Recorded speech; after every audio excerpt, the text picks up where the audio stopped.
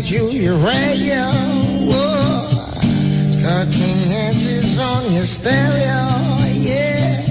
Mutabaruka leads the way.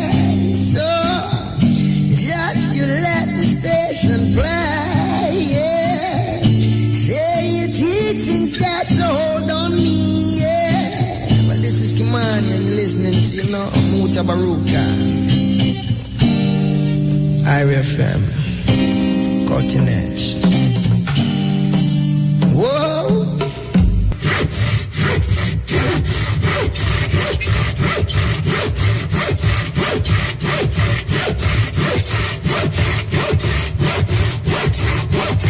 Final boarding call for flight 137 to Port of Spain, Trinidad. You couldn't wait for land to put on the carnival costume. You know me ever ready. I'll be chipping out the plane and straight down the road. It's time to come there with you on next Wednesday. So, well, you know, the things we are going, it hard. I don't even know which part to start. We say, once again, a politician beat the case. You know, say 20 years ago, a politician actually go to prison. Politician not go to prison. From me born, one politician never here go to prison. Yet still Jamaican people talk about corruption in high places. I don't understand. It looks like Jamaican people wrong. When a politician not corrupt, man, because so much corruption could not go on amongst politicians. And none of them now go to prison, Rasta. I don't understand that. Court say I'm not guilty. People them say must come back in our area. You understand? And work out him thing. Jamaican, we in a serious situation. We in a serious situation because them have way a play Catchy Shubi. For those of you who don't know that game, but Catchy Shubi is a serious game. Catchy Shubi. You catch me Shubi. Only for Jamaican people don't hear about that, you know, but Catchy Shubi is a serious thing, man. Then we have this thing about the plane. The plane get them dizzy. All these big science and technology. For how much weeks and now go on and them still not find the plane. Them see debris still. Them right now them say are the biggest thing that in the news right now. The biggest thing in the news right now until tomorrow. Until tomorrow, the biggest thing is in the news. You believe a joke? Wait till tomorrow if you don't realize when me I say a true. After tomorrow, the plane is of no significance. Especially in Jamaica, the plane is of no significance after tomorrow. Nothing is of significance after tomorrow. Because all you'll be hearing about is what news, the news that will take place tomorrow. Mark my word, and me say that. For a long time, me say that. So, we see in a situation where the plane business is like it leave a little vibes in our people. Where people say, boy, I don't know if we want to fly again, but how foolish is that, you know? How foolish is that? No crash in a Indian Ocean. I care. You remember when they say them are afraid to go up on plane? American airline, when the guys then bring down the plane, them woolly artists all that out, they now fly again and then now do this and then now do that. I say, hey, it's all right. Plane or no plane. The other day I come from London to Austria. And that was my worst experience in a plane. May I tell you? My worst experience. Look at that, look at me and ask me if we are going to crash, And I mean, it's when the plane, hey, me I think on all the things I never do and all the things I do. Everything I do, I never do. Me I think for it in the car, I say, okay. And so it going on. Trust me. And every time I look at that, I look out at the plane, jump, poof. And everybody scream out. She look at me and ask me, if we are going dead. And the next day,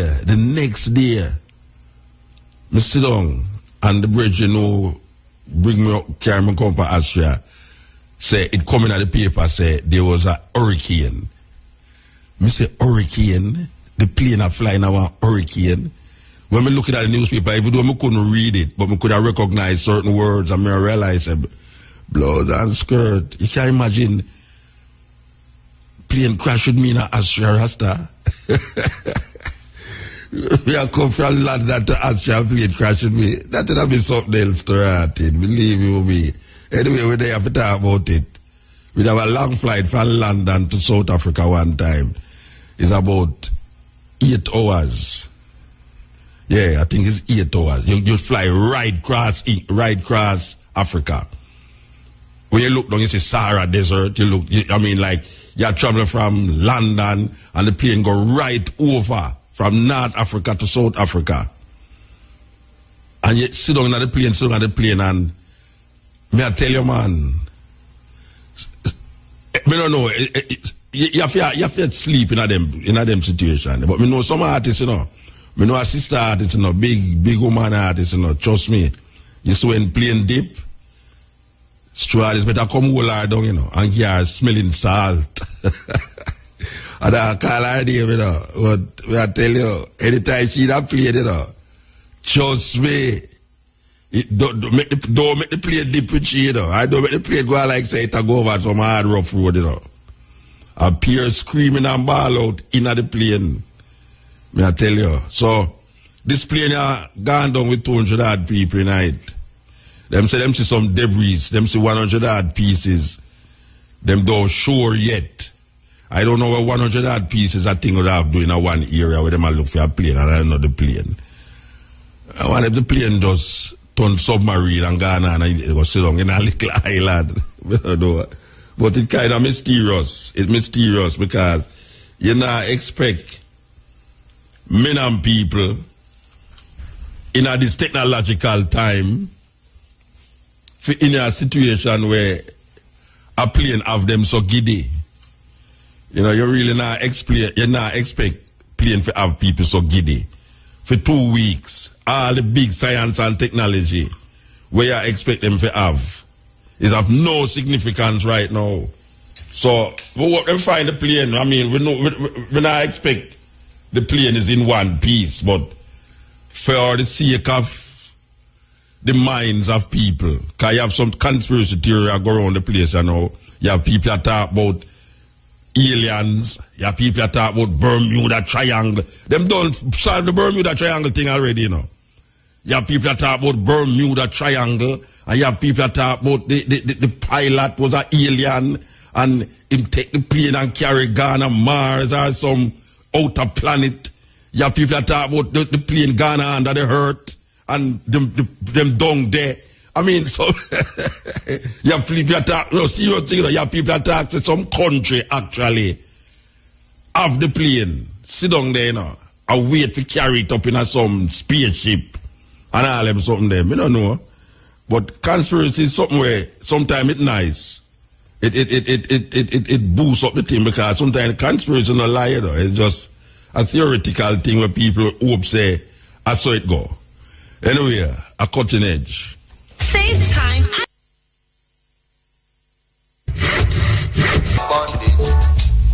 Give us our song with Constabulary Force, Corporate Communications Unit. This is coming directly from them. It says here that schoolboy found wandering in Portmore, St. Catherine. The Portmore police in St. Catherine are asking the parents or guardian of Ricky Green, a 9-year-old student of the Nago Ed Primary School, to make contact with them immediately. The young boy was picked up by the police about 8:30 this evening when he was seen lightering. He was lightering, That means saved him for that charge, He was seen lightering in the vicinity of the Nago Ed bus terminal. He is unable to give a proper address or name his parents, guardians, but told the lawman that he lives in the Wellington Park Avenue area of St. Andrew. Wow. He is of dark complexion, slim build, and is about 109 centimeters or 3 feet 7 inches tall, and is wearing a khaki uniform and white Reebok shoes. The parents or guardians of this child or anyone who may be able to assist in locating them is being asked to call the Portmore Police at 949-8422 or the police 119 emergency number. That is a little youth going by the parents or guardians of Ricky Green, a 9-year-old student of the Nago Ed Primary School. Anybody know them? Please tell them, say, them picnic there, a police station, them seem a lighter.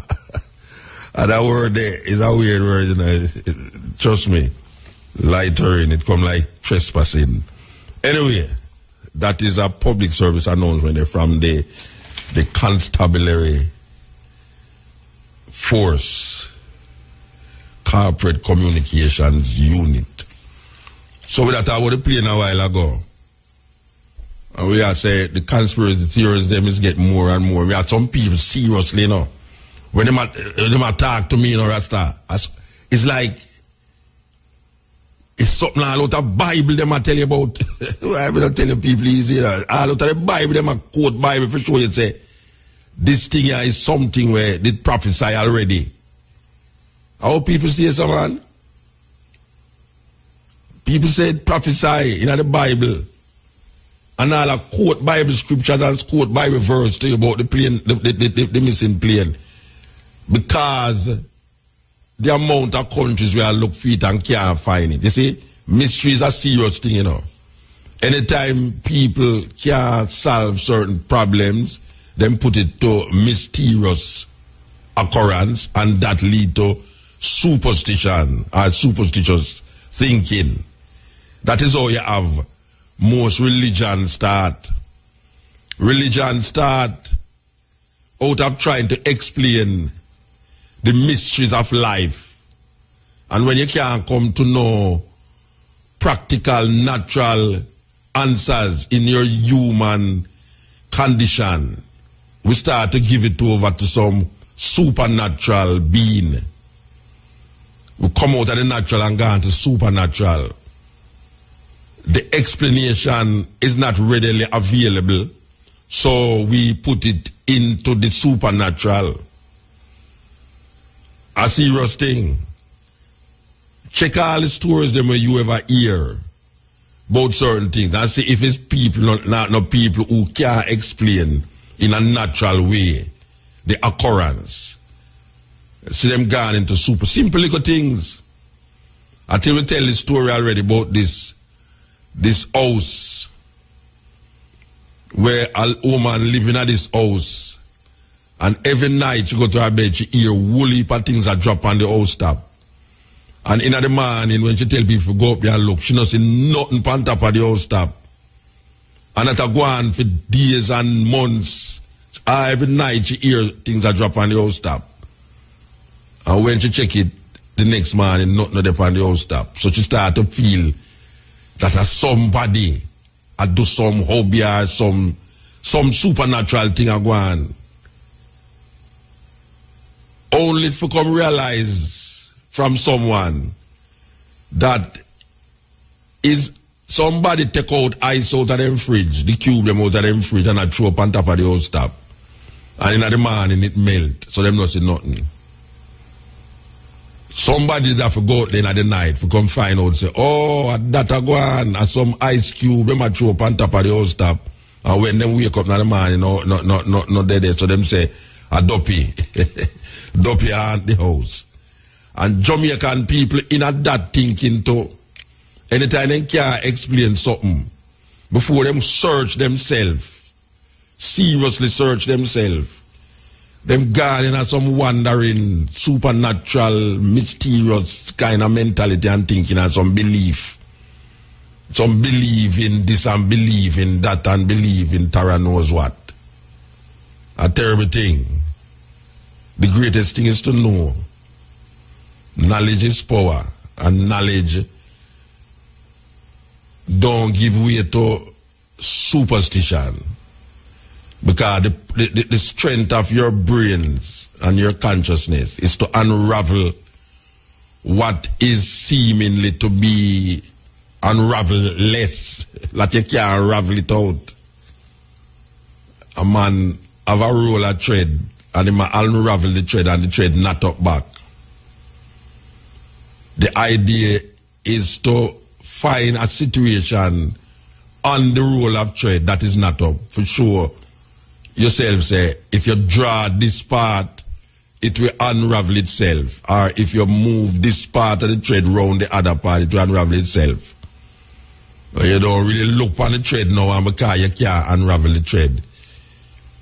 You say, boy, this thing is a mystery, you know. Oh, the thread wind up so. And me never wind it up so. Me just see that pull it off of the roll and it just twitch up, and me can't reach it up.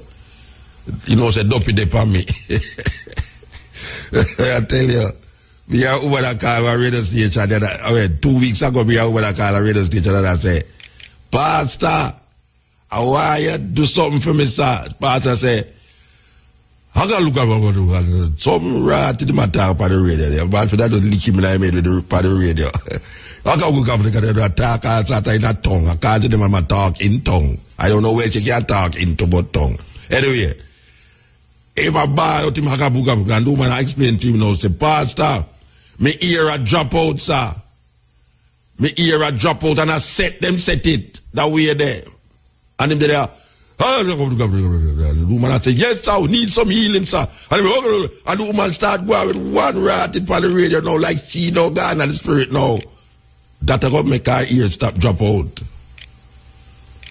That is what you call mystery. And mystery lead to superstition. She don't go figure out, say, maybe it's some lack of some deficiency in her structure that cause her ear for dropping out, and how she can now use some things to make the ear come back. Or start to eat certain food that her ear can grow back. Or use something that her ear can grow back. She start to bring it over now, say, as somebody at work on her who no like her and a bad mind make her ear a drop out. Maybe a fear bad mind make the fear ear a drop out. Because tension and all them things, they can't make your ear drop out too, you know. Yeah, man. Well, if things can make your ear drop out. Make all your bumper come up on you and all them something, I don't even know. Tension and stress and all them something there. And she now no know say certain things are work against her because of fear herself. She thinks it work against her because some people out there bad mind her. Because her ear look pretty. And then the damn idiot person, I beg you, man. If I could have licked him in the bed the radio, I'd say, sure. I wanted a brother here, man. It's like you push the fool a little further. You know, you keep pushing the fool a little further. That's him I do. I push the fool a little further. So she's supposed to go back now and feel good.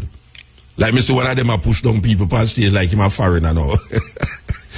Yeah. Hey, black people, how stay so? You have one pass now, I follow the foreign one, them in a joke. I can watch him on my TV, and I say, okay. That reach a Jamaica now. Just like how certain man do hip-hop music, or some man dress certain way, or the food certain way. We are adapting. Oh, we never know, so we could have pushed down people and heal them until the American evangelists do it. Look how long we want to heal people. And so. I would never let that push down nobody. No, all of a sudden, I see man Jamaican pass upon TV and push down people. And I lick them with towel. A dirty towel, we ever wipe him sweat with. If I lick down people with that, people drop on the ground and get ill. You think them people easy? You see, all them past, now listen to me right now. If you don't have the power of healing, me want to go up at Kingston Public Hospital. At this I want to go. Our University of the West Indies. I want to go our Cornwall Regional Hospital. Or go downtown one late night in front of Central Police Station, around a Peters Lane, or in front of the courthouse, late one night. I don't listen, I want to go. go heal the people them, make the people them come out of hospital. We shot a nurse. We shot a doctor in a Jamaica. We not a doctor, we not a nurse in a Jamaica for do certain thing because there is more sick than who can heal it. And uno inside of the place, uno have church service on TV on Sunday. Uno must go in at the hospital them, go take out the people them who sick out them, make them go home. That the place to full up.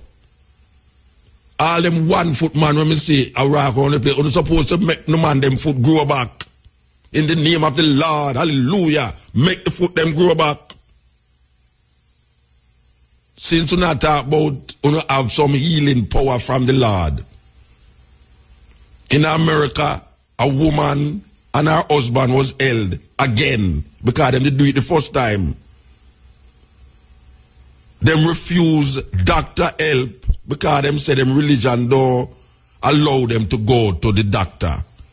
And they make the child die instead of carrying the child to the doctor based upon a religious belief. They would prefer the child to die. It's like some people in a certain religion in Jamaica, I don't remember if a 7 day, not 7 day, a Jehovah's Witness, they say them not take transfusion, some no blood. If you're sick, you must go take blood. It's a terrible thing that, you know. Yet still you have Christians who wash themselves in the blood of the lamb every day. Yeah, I tell you, I will never go do it, Muta. Look here, bad. You have Christian, every day they might get up and I tell you, say, you must wash yourself in the blood of the lamb. In the blood of the lamb, you know. And then figuratively switching a lamb to a man, and the man is the blood, is the lamb, and the blood. You must wash yourself in the blood of the lamb. Because the blood, the lamb represents Jesus Christ. It's enough blood that Jesus have to watch so much people, you know. And then you have a next set of people now who him drink the blood.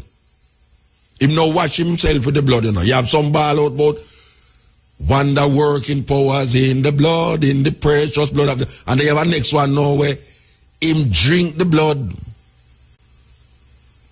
and eat the flesh. Black people, we in a serious problem when people can't have way like a puppet, like a zombie. Cause it come like there's a zombie land, we know, like the movie, like the TV series on TV, The Walking Dead. It come like a whole heap of Walking Dead in a Jamaica, and we need to heal. The problem with it that them zombies they can't heal, you know. You have to just chop them up and shoot them. Yeah. You have to start. Yeah. And we don't know. The majority of Jamaican people seem like them a zombie. Them just a falla. Blessed. Yeah. Yeah, man, Motor, bless up yourself. Yeah, man, you're on the radio. Yeah, man, a food cartel, man. Okay, what food cartel? Today, I'm a general, you know what I'm saying? So where you reap now? What kind of food you reap now? Because if you have honestly, a reality me I read right now, no. No, what you're reaping in the food part of the thing. Because you call yourself food cartel for a long time, you know. So you must have a little farm about the place. Well, honestly, I'm not farm nothing but reggae music. Oh, farm reggae music can't eat you right now. Anyway, go and talk. That's why I'm calling, because guess what? I have a new tune named Better Life. Okay. Yes, I am. I have a next one named Tired, because poor people tired of the hunger them a beer. That's because you not farm, that's why them hungry. Yeah, but me can't farm, me can't pay the water bill, Motor. What water bill? Hear them excuse one. You have studio? No, I don't have a studio. They know you make tune every day, you're not in the studio. Honestly, I'm you talk about you're not no food, you're not no water, that's why you can't farm. A fool talk that. Hey, cut to bed. Motor, yes, I'm a general in the man. Yeah. And I'm glad to be on the air for talk today. You get me? Yeah, man. Yeah, right man. Now, put on the covenant, you know. You put on covenant? Yes, sir. Which covenant you put on? Tell me. Yeah, man, I Rasta me I say straight, you know, man. Okay, all right, sir. You're not a farm. I'm in a farm. Yeah.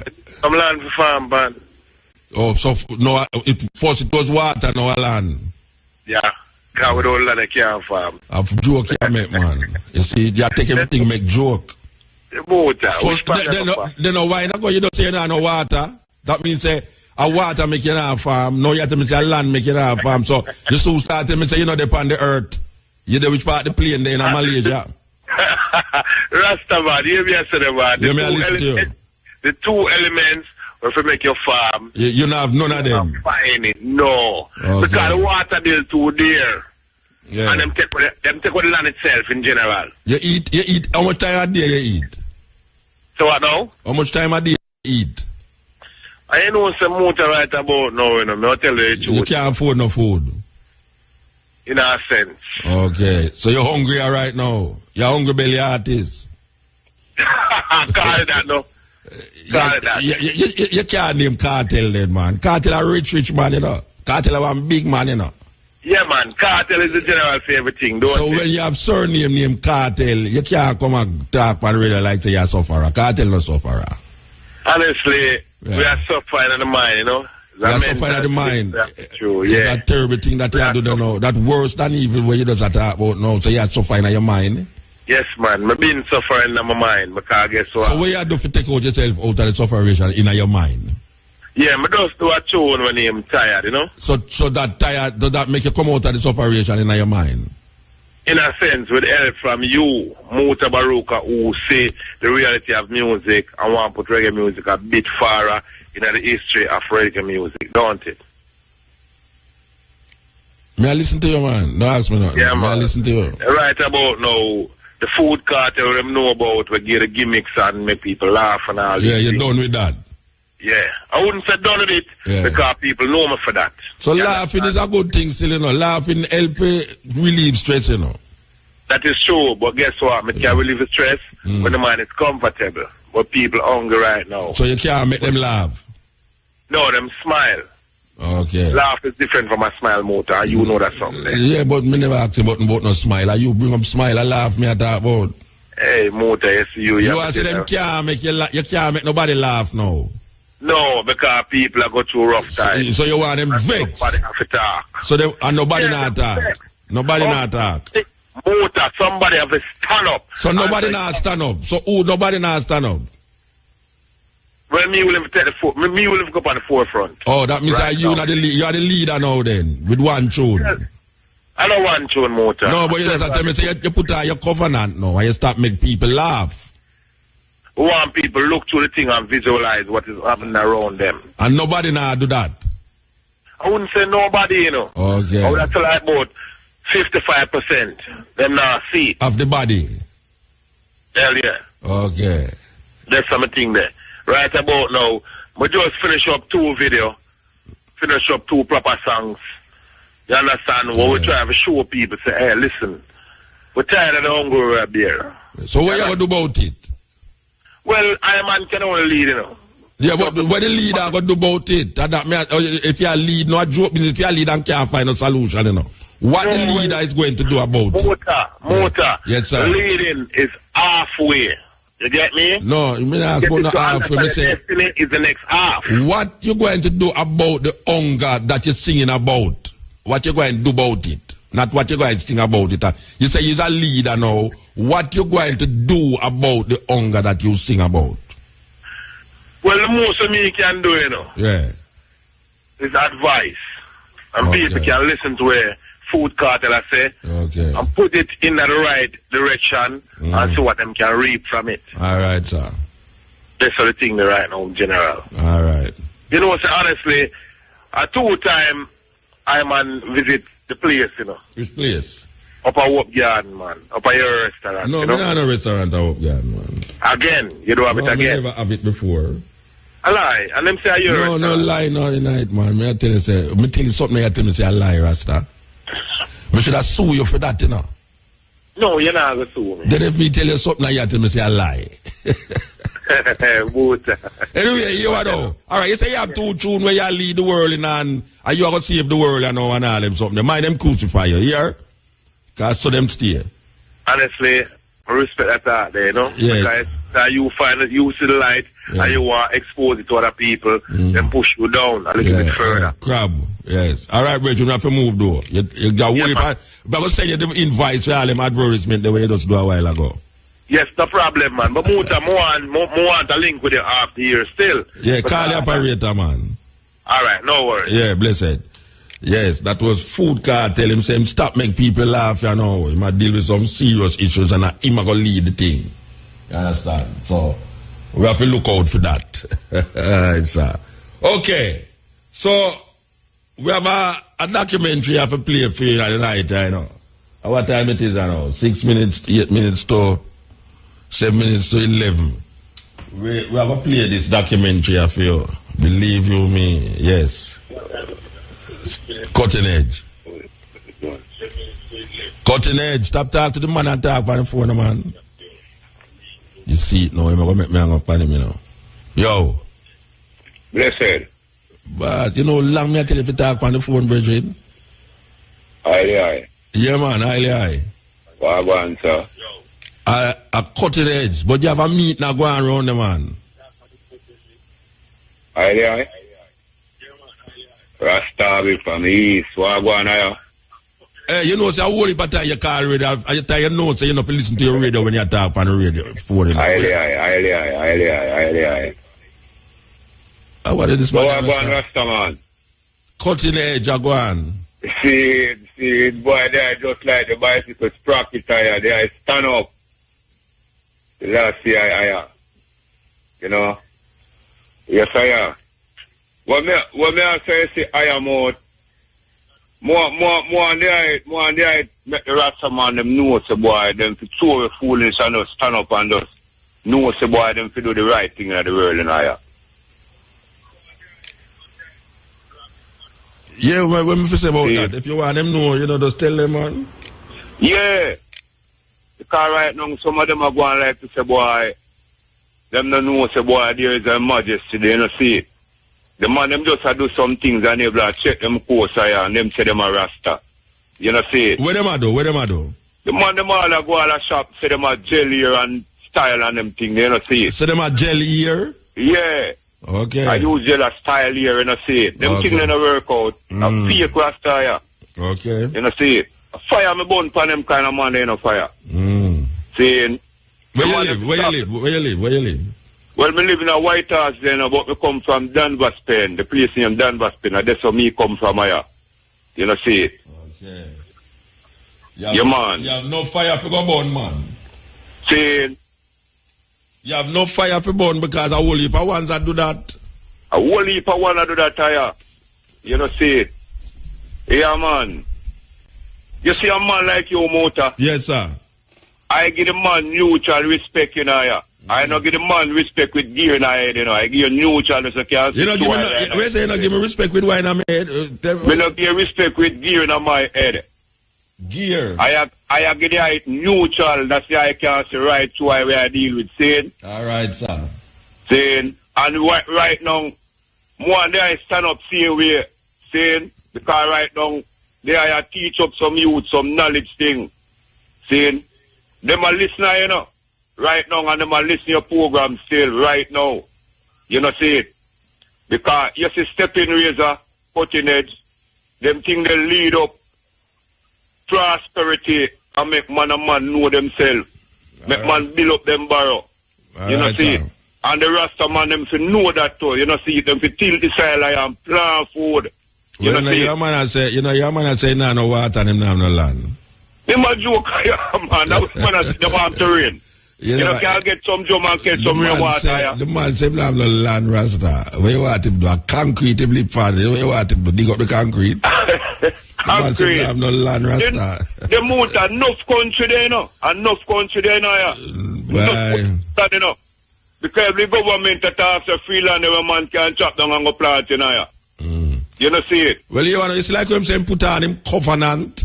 What kind of covenant? Him go see things different now. Him go see things different, man. Him say him start Rasta now. So you see, from a man starts Rasta, him realize water and land is the most important thing. Yeah. If you're going to complain about water and land, you know, that's why you're not plant. You're not serious problem. But what you know? Babylon grab you. For the man of born with the covenant, you know, it don't make sense.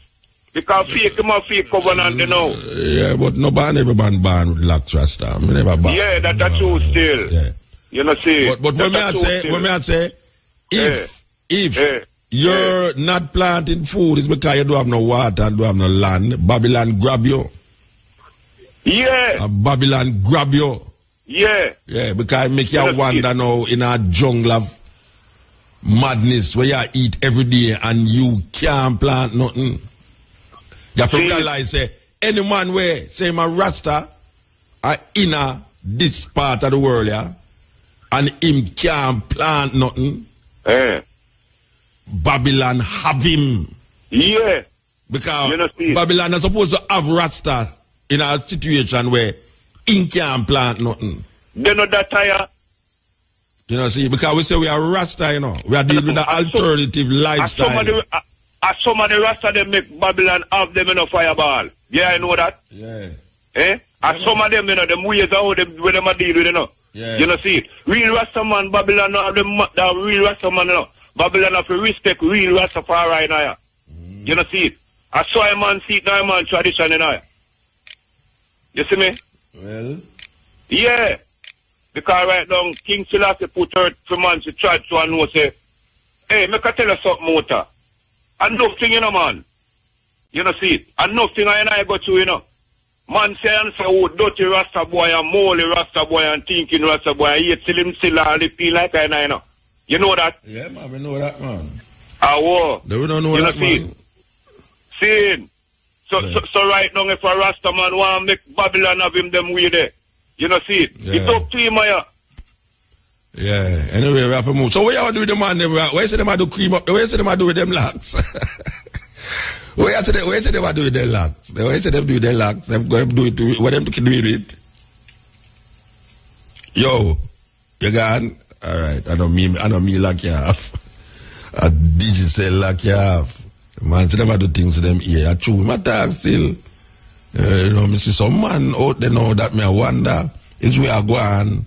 Because the next thing I'm going to tell you, say, I know here I do it. You have some people love tell people them things that just when them want to go in a certain little madness, him say, I know that I do it. As a matter of fact, some people say, are your heart? If I ask a man about locks, him say, him locks in him heart. What kind of madness that? Man can locks in his heart. You don't really want your heart look like how your ear look. That terrible heart that. That is the excuse only for people use. Anytime you do certain things, say, yeah, but you know, I know where you eat. You know, it's like when me in a 12 tribe, that was the main thing in a 12 tribe, you know. Man, I name up him curry goat, how you tell him lightning, him say, hey, you think I tell I go save you. Yes. Right now, is where you eat, I go kill you. And man, I say it's not what goes into your body that defile you, it's what come out. That man used to quote Bible. Hey, the man can quote Bible in a Rasta.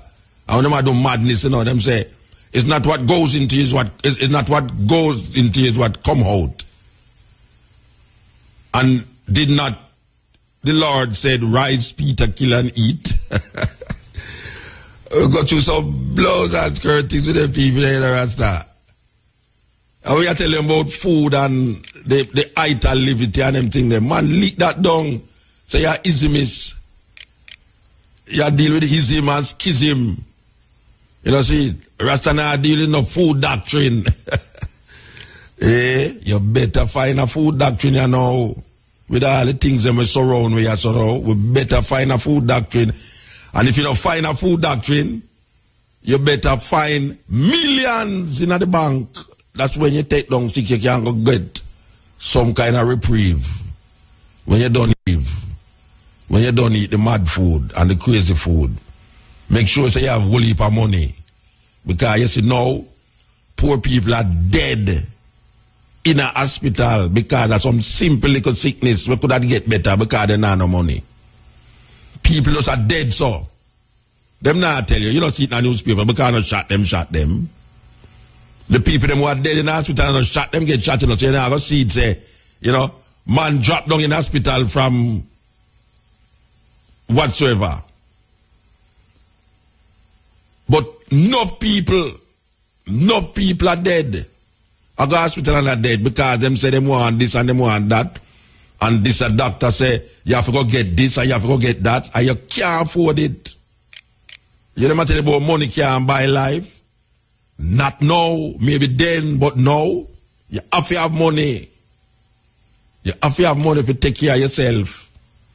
You have to have money to get healthy and live healthy and feel good.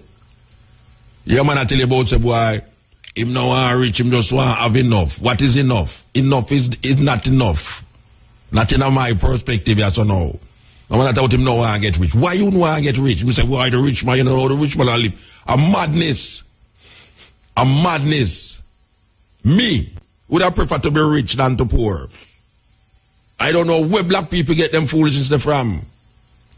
But you know, see, I know every rich, watch out, I know every rich man feel good about himself, you know. But me know say more poor people feel less about themselves. And when me see the so-called acts of God appear, and mostly poor people me see feel it. Because if him didn't rich, he would have built a house where at least it's not stronger than the wind. Or if him house blew up, the house top, he would have just go build that back quick. And when public service gone, him just have him solar energy, him have him generator around the corner. To be poor is almost like a crime, man. And them a sell poor people and black people them foolishness about well, you know, rich man not happy, you know. Where a lie you a tell. Rich man have a party and this and that where you don't go. You see rich people are kill rich people. You see uptown people are kill them what are they like in the ghetto. A problem. To be poor is a problem. Especially when it come on to death, life and death. Because right now, enough black people are dead, don't have KPH, where you not hear about. And the only reason why them die is because them cannot afford the medication. Or when them go to the pharmacy, them can't afford the medication where the pharmacist tell them, say, go and pay the cashier. Or when them show you the doctor paper, and them come and say, you can't just give me a little checkup on how much money this going to come up to. And when them look on it, them see it mark $100,000, them just turn out and go call them pick me a foreign. And them pick me a foreign and say, boy, me can't afford them things there, yeah. All the things that true with their foreign, we better have that, you know. And that just make you just gone and just dead. While rich guy don't go so blue man just fly go Florida. I just go up at the way name the center. The trade center there. I just heal up himself. Yeah, man, I tell you, boy, him not no water and him not have no land. What a problem. Cutting edge. I'm there. I tried to sieve out the thing. I tried to sieve out some things, boy, because I don't understand is where I go on.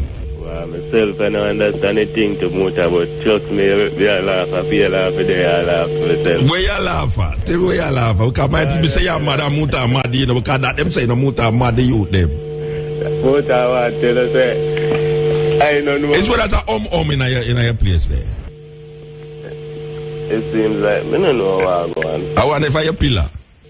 No, man, we didn't. So I couldn't. All right, where said, oh, go attack. Go over here and say, two of the things, yeah, say, yeah, man, the youth, them panel, but boy, tell us, without you, don't know how some of the youth, them without free no more time, I tell you, because me I listen to the program for a long while, you know, a long time, I listen to this program, you know. I first call him still. Eh? Yeah, but me I tell us, a whole heap of time, a whole heap of enough thousand of things you motivate me upon. So we make a call tonight, no, because you say you did not laugh. So we make a call tonight. No, because the vibes and the energy where you give. Okay, and the program just started, you know. So me not tell me listen to me ever lucky man. I listen on the station. Me ever Okay. but you don't know a thing go more. You just listen and observe. You get me? Yeah, so you know, but I call. Yeah, me know about that. Man, I'm sure you don't have no credit, you know. You talk like saying, yeah, man, no credit, you know, making a call. Go and talk. Your phone just turn on back. No. I do this how to start bridge phone. Ever running. Lime! Jamaican people find a way over bridge to the phone. But you are going to Hey. some work, you are going to talk. I'm telling you, I motivate the youth. I want to say, I saw many rivers to cross, you know. May I tell you? So, But you know, the man say, him not no water, so we must cross river. what other part them not even get to it? A desert, I mean, I say him not no water, so you can't tell him about no cross no I river. want to most of the farming thing, the whole farming thing where you have to farm this thing and the whole farming thing. Me don't understand what you are saying, brother. After me a little youth, me a farming and I know my thing not get no better, you know. Why not get no better? The whole farming thing is just work and have a bag of food and the whole food spoil back and... Because you not eat it. You plant too much for sell. You plant for sell. No, but it don't make sense you work that hard, you know. No, hold on. Stick up in here now. Yeah. We have missed the boat with this thing, you know. You see, what problem with Jamaica? We have produced things for export, and we now produce things for surface the population. You know what we should have done? We should have produced things for make we alright, and then the excess we sell. Because I see people plant carrot and sell the carrot at market and go buy 10 carrot juice. So what we should have done is really make sure that we are right first, and then we left we export. So you say, all you know where you say, boy, you plant and nothing now get better. Warm to the time when you plant, you not eat when you plant. Yeah, but... Yeah, then, all right, now, if you say, nah, you're not going to get a next job, but that no mean you must stop plant. You must plant to eat when you eat. We can't stop farm water. No, but you say, you know, see to get no better. You say, you see to get no better. The whole... Based on how me hear the man say the farming thing, me think could have a way of getting the food out. Oh no. Both you and other some people. What you talk about, Bridget? You mix me up with RC, you know. You mix me up with RC, you know. You see me, I jump and I do the chicken back move and all them something the rest of. And I tell people about must go eat oxtail. But me, you promote the thing. Yeah, me I promote farming amongst the youth them because it's better if a man a farm some food for eat it himself than stand up on a corner, make policeman shoot him for nothing at all. Yeah, we understand that. Yeah, and it's better him a farm that when him a eat him food, him can say, I'm me grow this. Me not tell a man, he had to get up to go farm to go sell 100,000 pound of onion. Me not tell a man to go farm in a Tivoli garden to go sell food. Me I tell him say, at least some of the things where you should have eat, you should have it for yourself that you don't have to go buy it.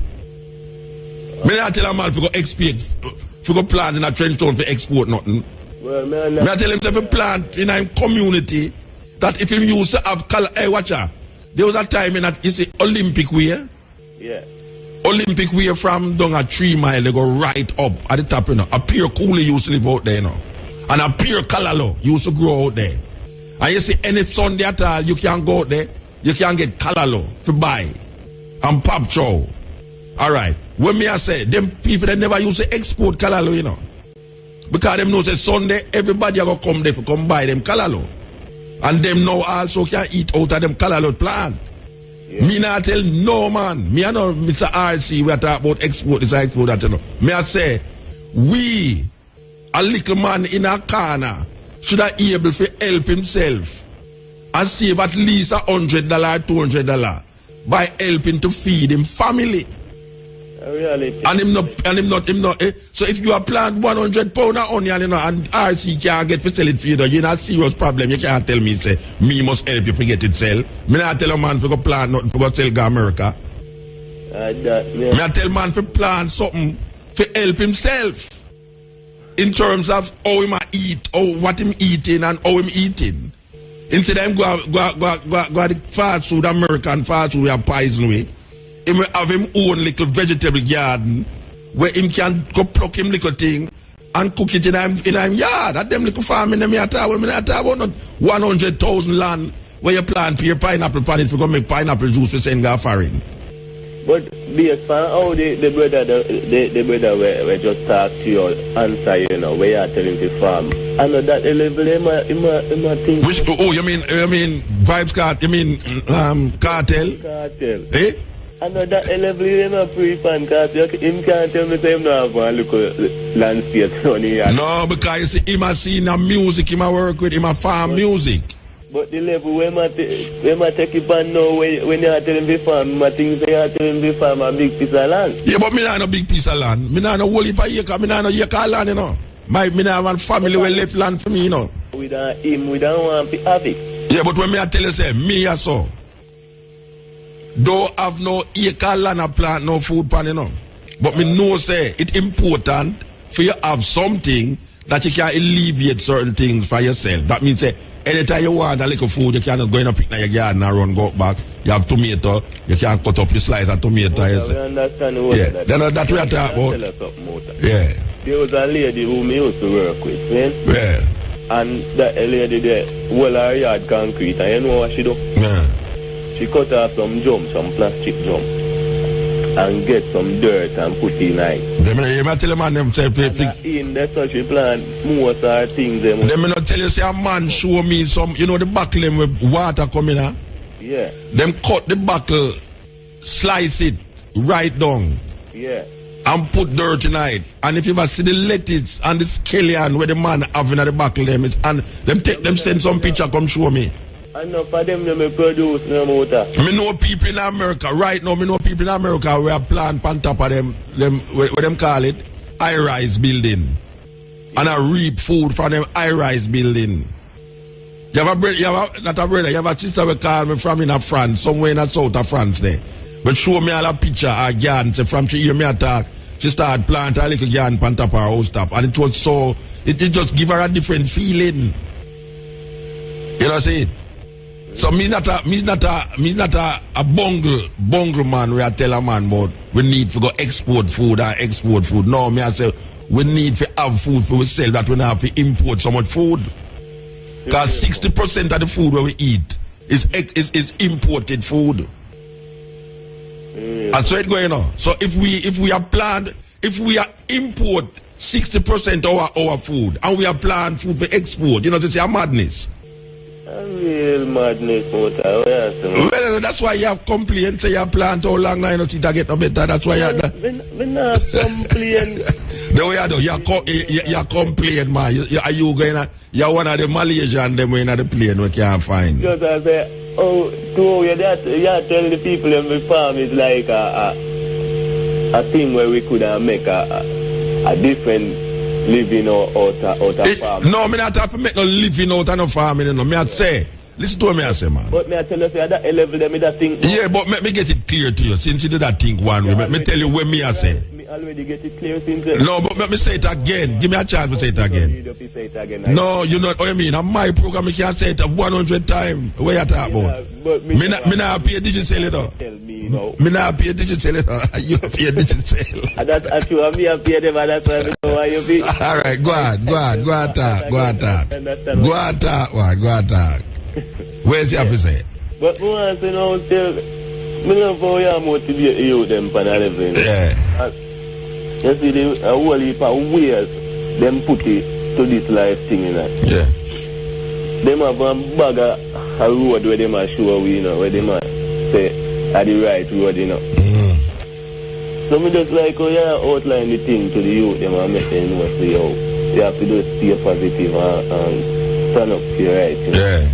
You see me? All right, sir. I just love the thing I go on and I just go and keep on doing what you do, isn't it? Yeah, man, give thanks, Bridget. Yeah, man, bless. All right.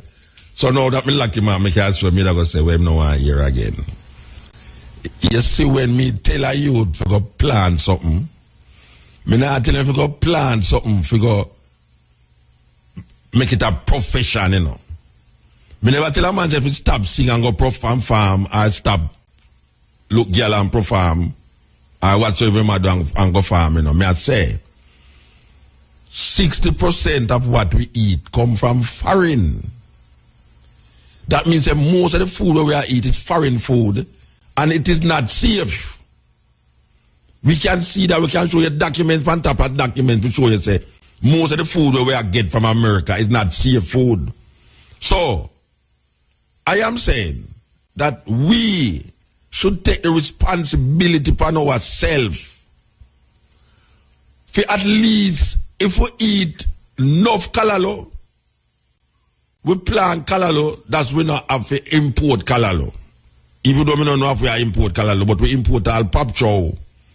We import a whole heap of the vegetable them we eat, onion, tomato, lettuce, all of them things. I say, at least we could have alleviated the burden of importing all of these tomato if every little man, me not talk about the big farmer around there, so where him feel him can make money off a hotel and can him grow 2 acre tomato over there, so and because government have no industry, agro industry, so when him plant him tomato and him can sell it as tomato, him can go in an industrial way of making catch up, catch down, catch round and catch come.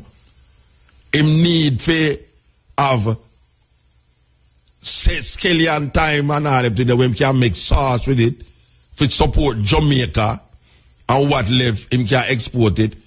I am not really talking to those people because those people must know what them doing when them have 1,000 pound of melon and them don't know I'm going to sell it. You understand? Because we probably man who are grow certain food, him not eat it. May I say, we need to set up a situation where we plant the food that we eat. And if you're into cow rearing, if you don't mean no nyam cow, it's better we have our cow than go get oxtail. Simple. It's better we have our chicken than we go import chicken with that grow without feather. And now them reach a Jamaica too. So, and that's all we say. We just say, help yourself. Help yourself. Every little make a muckle. Every little make a muckle. You understand? What you have excess, you could all swap it to, barter it.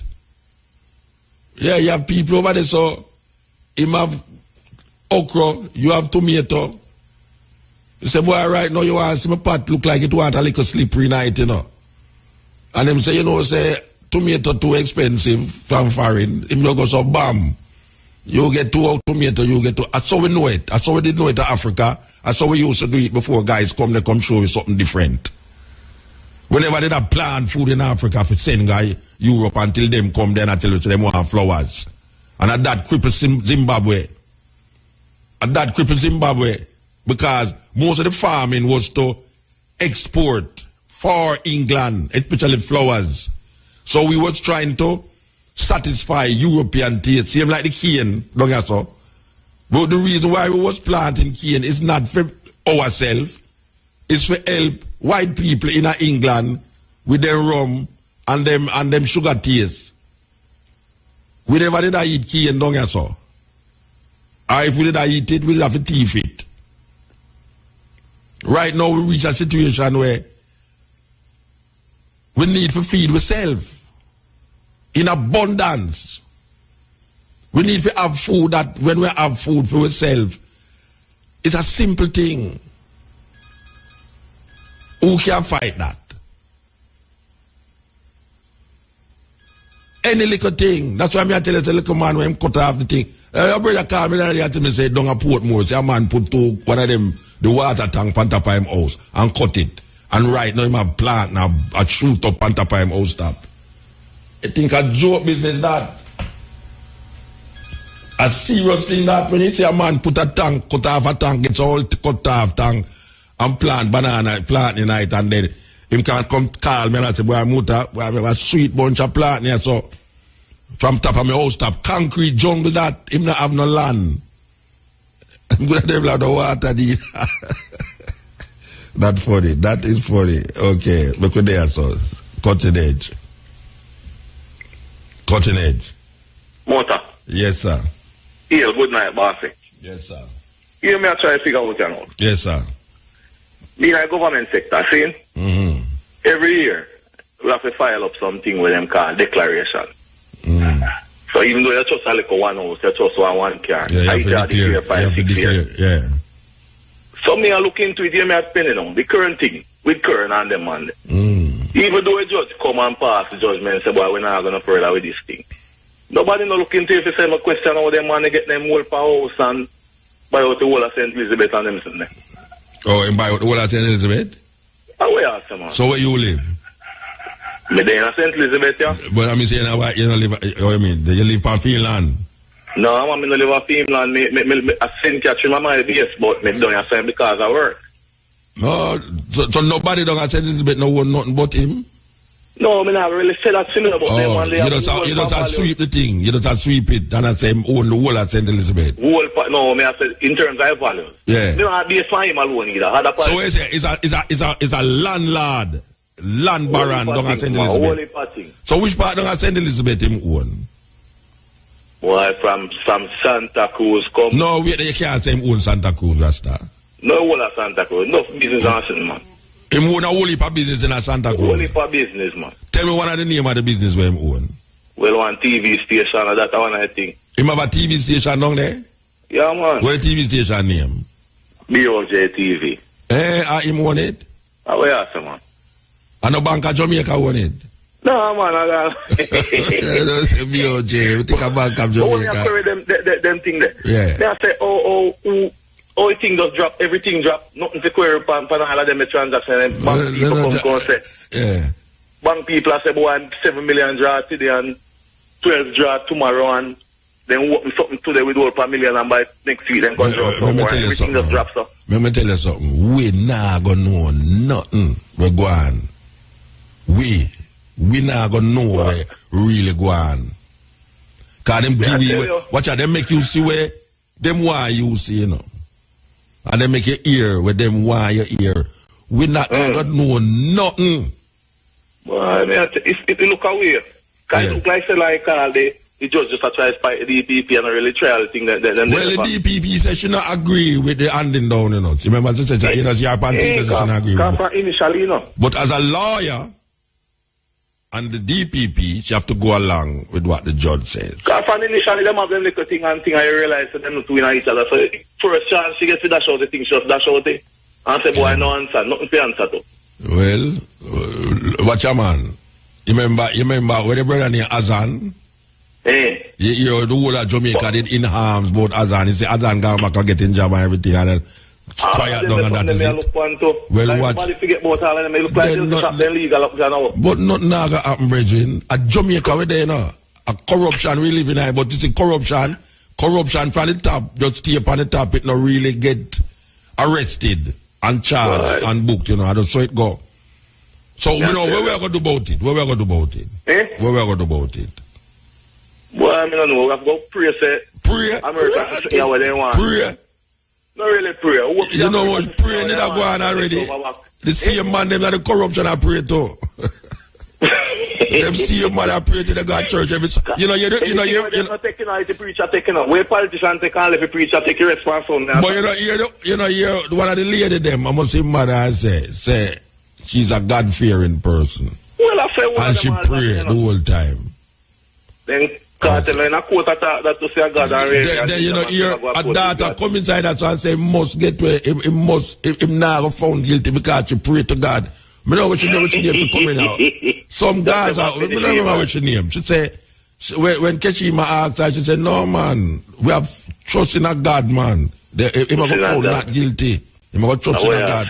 And see, they know, see our next person, they know, trust in a God and get way. And the next one, trust in a God and not get way. That me I work with, that me I say, you remember Portia did have a preacher walk around the place that she must win the election and she lose. Remember? Yeah. Cardman that. No, cardman. She don't think she's a cardman. Can you tell her she must do it on certain numbers? She must agree with certain numbers. And she walk around with him everywhere she go, cause him say she nah lose. Well, I mean, I tell you, come like in a certain little sector in Jamaica, you can't do nothing wrong. Yeah.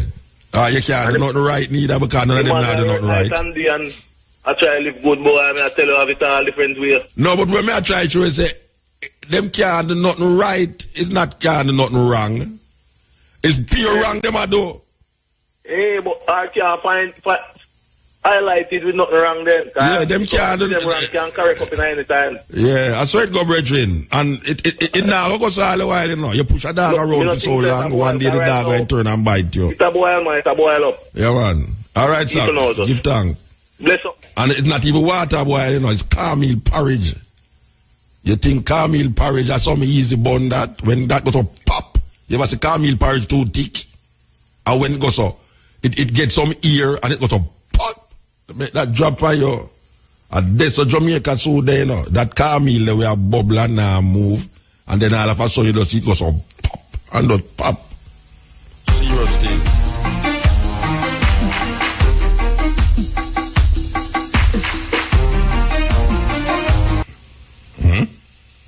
No, Mr. How is everything with the man? We are go through, you know. We are go through, brethren. We are go through, man. Life is wonderful, you know. Life is wonderful, man. I am enjoying life, brethren. Yeah, man. Give thanks for knowing still motivating the people. Yeah, man. Good, you know? Yeah, man. But for some reason, we don't have now some brethren there that we talk about. Sometimes some man feel like, say, the work with the eye do. It's like it's in vain, you know? Yeah. Man, after Marcus Garvey come and talk and Malcolm come, them killing Martin come. Yeah, but Malcolm, but them work no in vain. Them man, they work no in vain. Me not think that Malcolm makes work in vain. And no changes. But what really made me make that call was first week when I listened. The little Ayata from down at Hanover. We plant, that plant that thing, yeah. Yes, and when you hear the little daughter say, when our mom say, I hear her name first. She called. And she was one of the brightest girls in the school, and she had some motor from 19 hours long. Yeah. Well, that may I say now, things not in vain. You know, in vain, them see it. For me, I just imagine, imagine you depend on the radio for 4 hours, for the week, 8 hours. Yeah. And Andrea depend it for 4 hours. Yeah. Elise depend it for another 4. Just imagine if all the other meter houses have something similar to what IRFM had done. Yeah. The changes where them could have made on Jamaica. Mm-hmm. You know? Because right now, the first time you eat brown sour, you know, whole wheat dumpling, your place me buy it when you have the shop for dumpling. Yeah, up your wife, why you using them? We never know them things. You know, that me actually say, we can't say the thing now work. Because it now work on the mass way. It'll work. If you see where I go on, you will say it'll work. You remember, you ever hear that story about the turtles and the rabbit? No. You never hear that story? All right. There's a race that go on between like a turtle. Oh, the hedgehog. The turtle and the rabbit, right? And okay. The rabbit had joke. The rabbit had said, then the turtle move slow. So the rabbit just goes up, boom, and move little and just lay down and sleep. And the turtle just go on and move slow. And the rabbit get up, wake up. And the turtle just go past the winning line and just win. So when the rabbit wake up and realize him sleep too long. Well, that's what I talk about. Say, the race is not very sweet.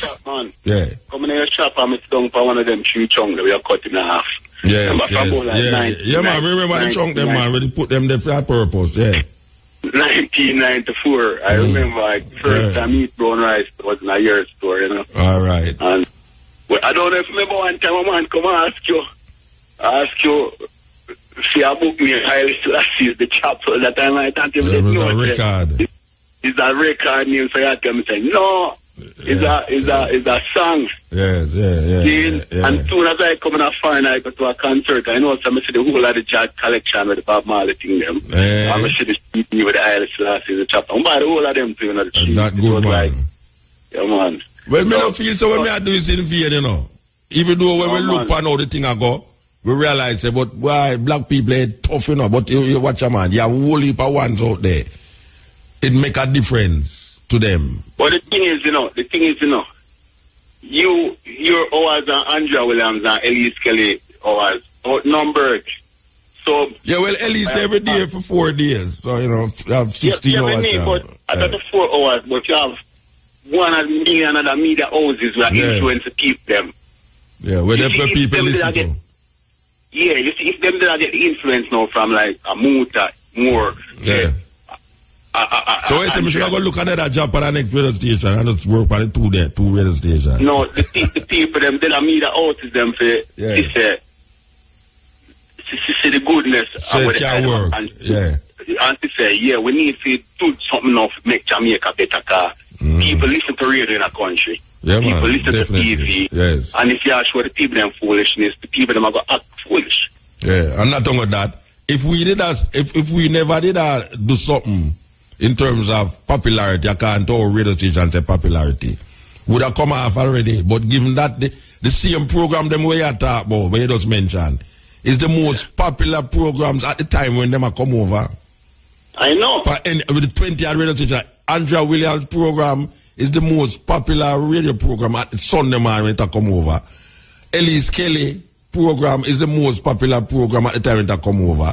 Cutting Edge is the most popular radio program at the time when it come over. And Stepping Razor is the most popular radio program at the time when it come over. So there must be something that is happening why the people them gravitate to these programs.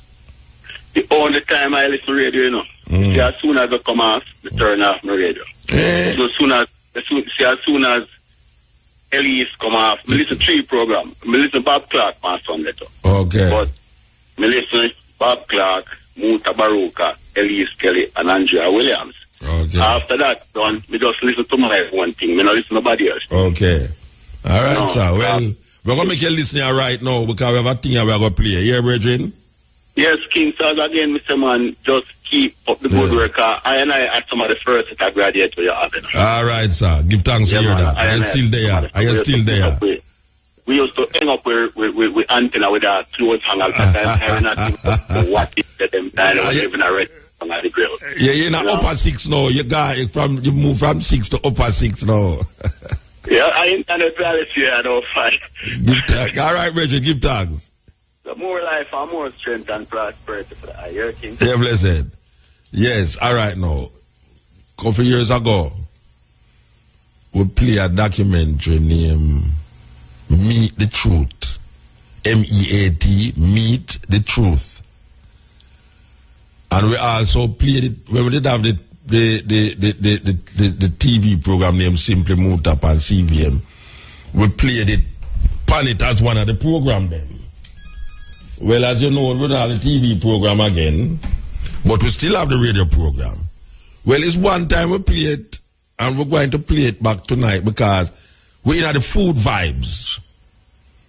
There's the food vibes, we and environmental vibes, and nature vibes, and spiritual consciousness vibes, and all them things there. You know, it's them things there we eat to over the years, and we're still into it. We now come out there because we feel say that is the way to go. We say ital, them say organic. You know, we say ital food, them say vegetarian food. Them call it lacto, vegan and all these things. But this documentary, I want you to listen to it carefully. This is from coming out of Germany from a woman who's part of the ministry in Germany. And she's showing you that meat eaters is causing more pollution in the atmosphere than car and bus and plane and truck. You hear what I say a while ago?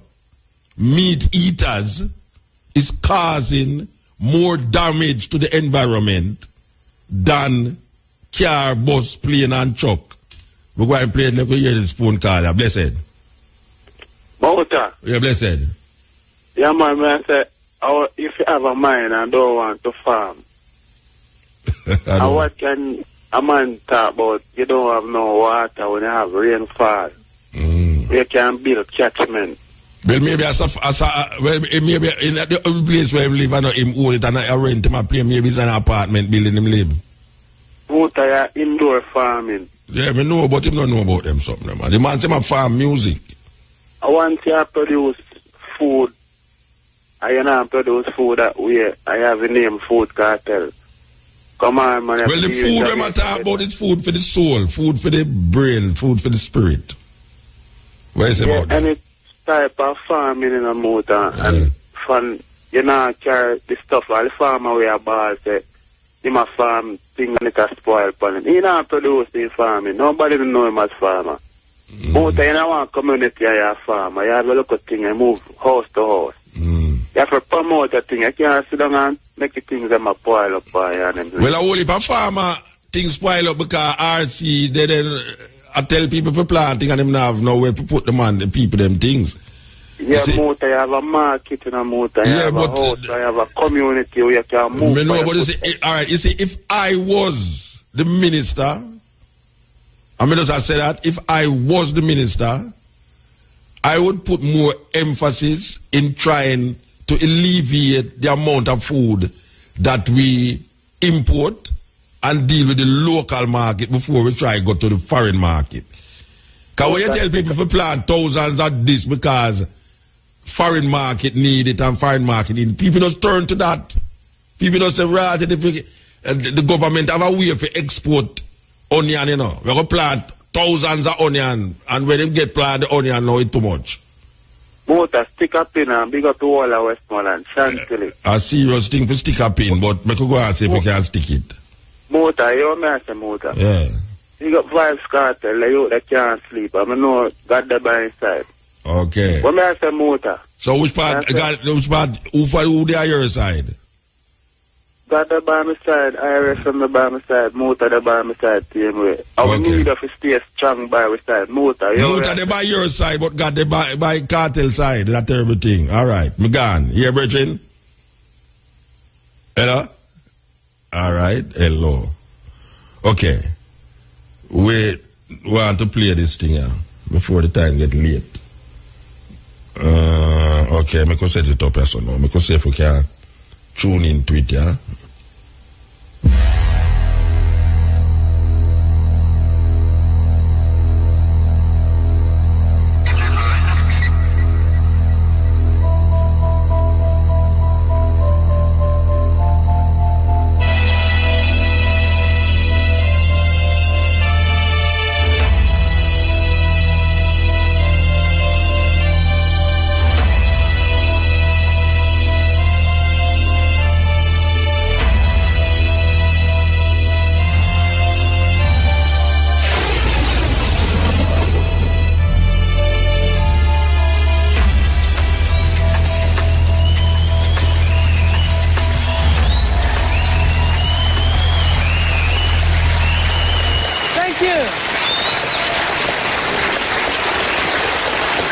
Thank you. My name is Marianne Thieme and I'm a member of parliament for the Party for the Animals in the Netherlands. And our party is the very first in the world to champion the rights of non-humans in the national parliament. However, there are other problems in the world aside from animal welfare. So tonight I'm going to tell you some very hard truths about what we are doing to our planet. And I'm so pleased that you are ready to face up to these realities.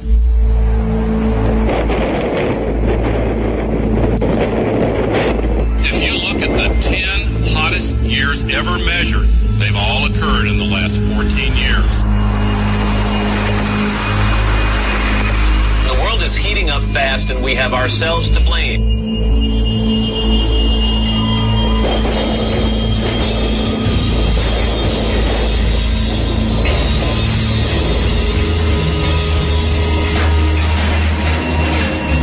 Global warming is real, and we humans are almost certainly the cause. Global warming, that's the world's greatest current concern. Everyone finds themselves in its grip, from scientists to politicians to the Secretary General of the UN and even Leonardo DiCaprio. We face a convergence of crises. Industrial civilization has caused irreparable damage. By the middle of the century, there may be 150 million environmental refugees. Not only is it the 11th hour, It's 11:59. But it's that other film made by Nobel Prize winner Al Gore which has truly succeeded in putting this global problem on the map. An Inconvenient Truth was a real wake-up call to the world. This was a great achievement for Al Gore. However, he forgot something rather important. The consequences of global warming are enormous. The climate researchers from the Intergovernmental Panel on Climate Change have estimated that by the year 2100, 1 to 3 billion people will be in dire need of fresh water. Hunger will increase throughout large parts of the globe. So it should come as no surprise that global warming is currently our foremost concern. Everyone who has seen Al Gore's film knows that our Earth is in bad shape. Greenhouse gas emissions must be reduced. This is on the agenda of every world leader. The causes of global warming must be dealt with now. And so, together we must identify the greatest emitters of greenhouse gases in our society. What do you think? What are the sources of greenhouse gases? The cars we're driving and the water waste and all the trash we don't care where we're throwing it. That's what I think. Cars, buses. It's industry, it's gasoline, it's energy use. All the fumes from Cars, too many vehicles maybe. fumes in the air, all the gas and people driving in the city. Cars, factories, planes. I imagine the aviation industry hasn't helped. I mean, one airplane can fly across country and it's like 40 tons of carbon. 40 tons, that's a lot. I think in one word, I would say pollution. Coal power stations, gas power stations. People using more energy than they need to. We are wasting a lot. An excessive use of gases. And also coal burning stations, especially in China. All the pollutants that we pump into the air day after day. Yo, you have to do stay positive and turn up to your right. Yeah. You see me? All right, sir. I just love the thing I go on and I just want to keep on doing what you do, isn't it? Yeah, man. Give thanks, Benjamin. Yeah, man. Bless All right. So now that me lucky, man, me can't show me that go say, well, no one here again. You see, when me tell a youth to go plan something, me not tell him to go plan something, to go make it a profession, you know. Me never tell a man if he stop sing and go perform farm, or stop look girl and perform, or whatsoever man do and go farm, you know. Me I say, 60% of what we eat come from foreign. That means that most of the food we eat is foreign food, and it is not safe. We can see that, we can show you document on top of document to show you say most of the food we get from America is not safe food. So I am saying that we should take the responsibility upon ourselves. For at least if we eat enough calalo, we plant calalo, that's we not have to import calalo. Even though we don't know if we import calalo, but we import all pop chow. We import a whole heap of the vegetable them we eat, onion, tomato, lettuce, all of them things. I say, at least we could have alleviated the burden of importing all of these tomato if every little man, me not talk about the big farmer around there, so where him feels him can make money off a hotel and got him grow 2 acre tomato over there, so and because government have no industry, agro industry, so when him plant him tomato and him can sell it as tomato, him can go in an industrial way of making catch up, catch down, catch round and catch come. Him need for have scallion time and all them when can make sauce with it for support Jamaica and what left him can export it. I am not really talking to those people because those people must know what them doing when them have 1,000 pound of melon and them don't know I'm going to sell it. You understand? Because we probably man who are growing certain food, them not eat it. May I say, we need to set up a situation where we plant the food that we eat.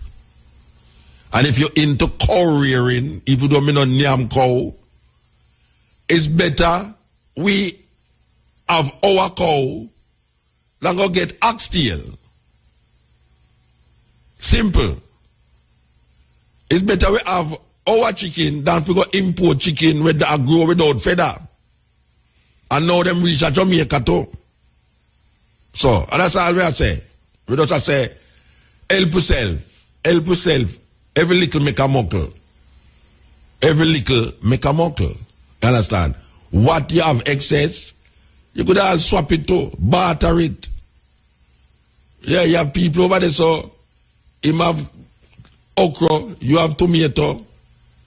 You say, boy, right now you want to see my pot look like it want a little slippery night, you know.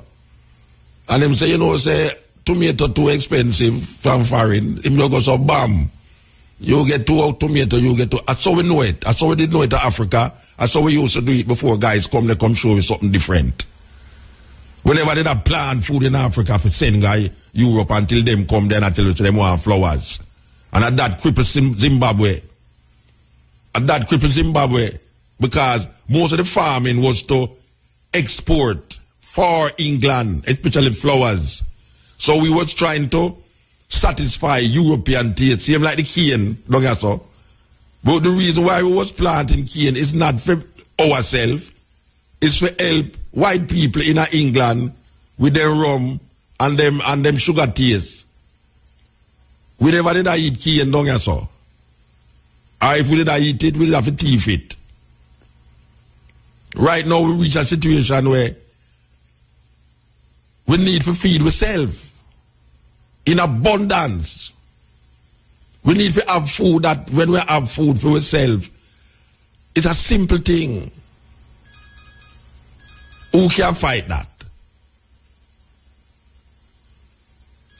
Any little thing. That's why I tell you, the little man when him cut off the thing. Your brother called me and he say, don't a Portmore. Say a man put one of them, the water tank on top of him house and cut it.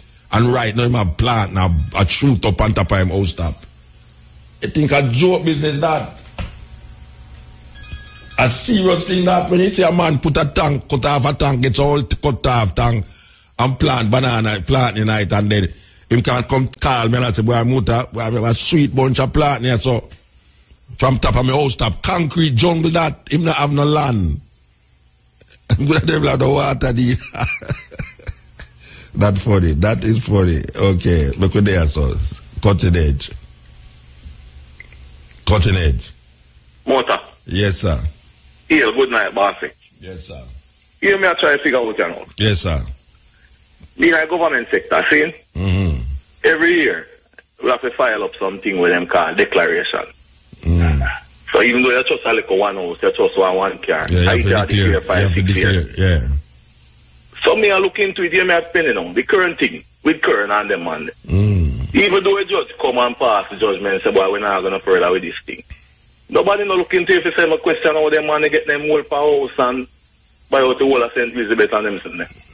Oh, and buy out the whole of St. Elizabeth? Where else, man? So where you live? Me there in St. Elizabeth, yeah. But I mean, say, you don't live, you mean, you live on Finland? No, I don't live on Finland. I send catch my mind, yes, but me don't have time because I work. No, so nobody don't have St. Elizabeth, no one, nothing but him?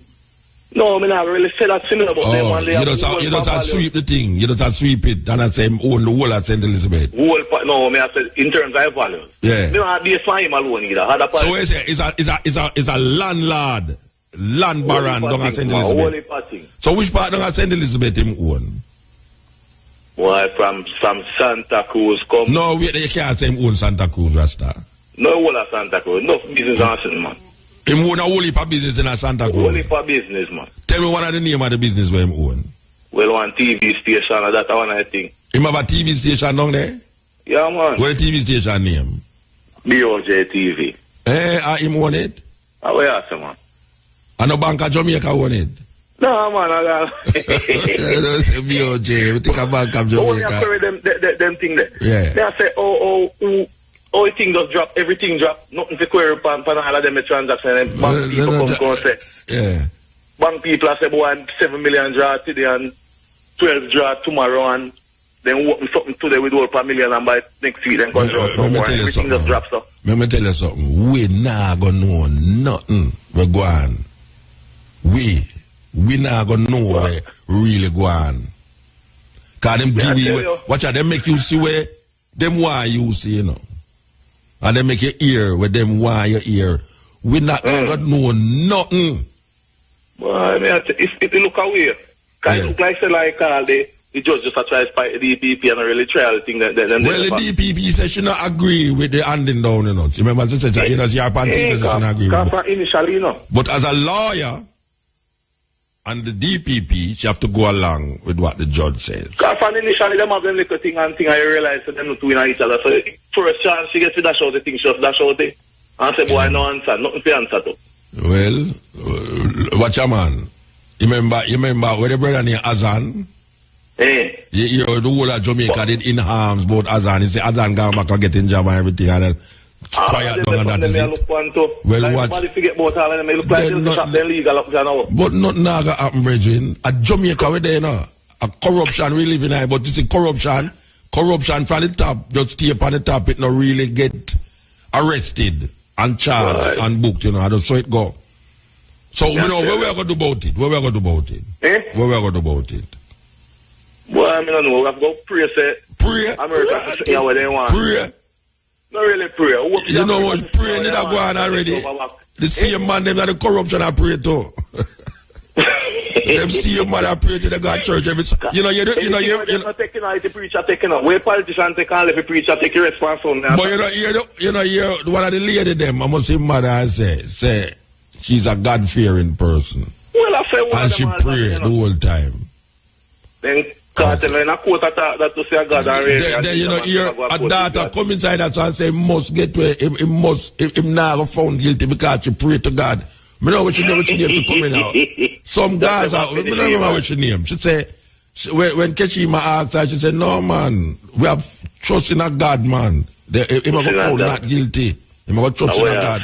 And see they know, see our next person they know, trust in a God and get way, and the next one trust in a God and not get way. And that me I work with, that me I say, you remember Portia did have a preacher who walk on the place that she must win the election and she lose. You remember? Yeah. No, card man, she don't think she's a card man. Can you tell her she must do it on certain numbers? She must agree with certain numbers. And she walk around with him everywhere she go because him say she nah lose. Well, I tell you, come like in a certain little sector in Jamaica, you can't do nothing wrong. Yeah. You can't do nothing right neither because none of them not do nothing right. I try to live good, boy. I tell you, I have it all different ways. No, but when I try to say, them can't do nothing right, it's not can't do nothing wrong. It's pure wrong them I do. Hey, but I can't find highlighted with nothing wrong then. Yeah, them can't do them wrong, can't correct up in any time. Yeah, I saw it go, brethren. And it now goes all the while, you know. You push a dog around for so long, one day the dog will turn and bite you. It's a boil, man. It's a boil up. Yeah, man. All right, sir. Give thanks. Bless up. And it's not even water boil, you know. It's cornmeal porridge. You think cornmeal porridge is some easy bun that when that goes up pop, you ever see cornmeal porridge too thick? And when it goes up, it gets some ear and it goes up pop. Make that drop on you. And that's a Jamaica so there, you know. That cornmeal we have bubble and move. And then all of a sudden you just see it goes up pop and just pop. Seriously. Yeah. Yes, blessed. Yes, brother Mota. Hi, sir. Yes, how is everything, King? No, Mr. How is everything with the man? We are go through, you know. We are go through, brethren. We are go through, man. Life is wonderful, you know. Life is wonderful, man. I am enjoying life, brethren. Yeah, man. Give thanks for knowing still motivating the people. Yeah, man. Good, you know? Yeah, man. But if some reason we don't have now some brethren there at the end of talk about sometimes some man feel like say the work with the eye do. It's like it is in vain, you know? Yeah. Man after Marcus Garvey come and talk and Malcolm come, them killing Martin come. Yeah, but Malcolm, but them work no in vain. Them man they work no in vain. Me not think that Malcolm X work in vain. and no changes. But what really made me make that call? I was first week when I listen. The little Ayata from Hanover. We plant, the plant our thing, yeah. Yes, and when you hear the little daughter say, when our mommy say, I hear her name first. She called. And she was one of the brightest girls in the school, and she had to move from 19 how long. Yeah. She, well, that me I say now, things not in vain. You know, in vain, them see it. So me I just imagine, I say, imagine you depend on the radio for 4 hours into the week, 8 hours. Yeah. Andrea depend it for 4 hours. Yeah. Elise depend it for another 4. Just imagine if the other meter houses have something similar to what Area FM do. Yeah. The changes where them could have made on Jamaica. Mm-hmm. You know? Because right now, the first time you eat brown sour, you know, whole wheat dumpling, your place, me buy it when you have the shop for dumpling. You up your white flour using them? We never know them things. You know, that me actually say, we can't say the thing now work. Because it now work on the mass way. It'll work. If you see where I go on, you will say it'll work. You remember, you ever hear that story about the turtles and the rabbit? No. You never hear that story? All right. There's a race that go on between like a turtle. Oh, the hedgehog. The turtle and the rabbit, right? And the rabbit had joke. The rabbit had said, then the turtle move slow. So the rabbit just goes so boom and move little and just lay down and sleep. And the turtle just go on and move slow. And the rabbit get up, wake up. And the turtle just go past the winning line and just win. So when the rabbit wake up and realize him sleep too long. Well, that's what I talk about. Say, man. The race is not very sweet. Shop, man. Yeah. Come in your shop and it's down for one of them tree chunks that we are cutting in half. Yeah, man. Remember the chunk them, man. When they put them there for that purpose, yeah. 1994. I remember first time I eat brown rice was in a year store, you know. All right. And well, I don't know if remember one time a man come and ask you if you book me highly to assist the chapter that time I thought you it was a record. It's a record name, so I tell me say, no, it's a song. Yeah. And soon as I come in a foreign, I go to a concert, I know some see the whole of the jazz collection with the Bob Marley thing them. I'm see the CD with the Haile Selassie, the chapter. I'm buy the whole of them too, you know, the cheese. Not good, man. Like, yeah, man. Well, me don't feel so when me I do is in vain, you know. Even though when we look on how the thing I go, we realize, but why black people are tough, you know, but you watch a man, you have a whole heap of ones out there. It make a difference to them. But the thing is, your hours and Andrea Williams and Elise Kelly hours outnumbered. So yeah, well, Elise every day for 4 days. So, you know, you have 16 hours. But I got the 4 hours, but you have one and me and another media houses where influence to keep them. Yeah, where the people listen to. Yeah, you see, if them that get the influence now from like a Muta, more. Yeah. So I say, we should go look at that job for the next radio station and just work for the two radio stations. No, the people, them, they meet the artists, them, say, see the goodness so of it can work. And to say, yeah, we need to do something now to make Jamaica better, because people listen to radio in a country. Yeah, people man, listen definitely. to TV. Yes. And if you are sure the people them foolishness, the people them are going to act foolish. Yeah, and not only one, I mean, step in, Razor, this night. Brothers and sisters, this is Chad. Join us with respect for our national anthem. Let us stand and defend this one. Peace and love. Thank you.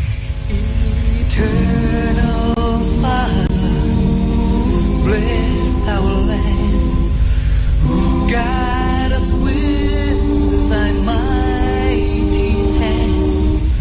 Keep us free from evil powers. Do our life through countless hours.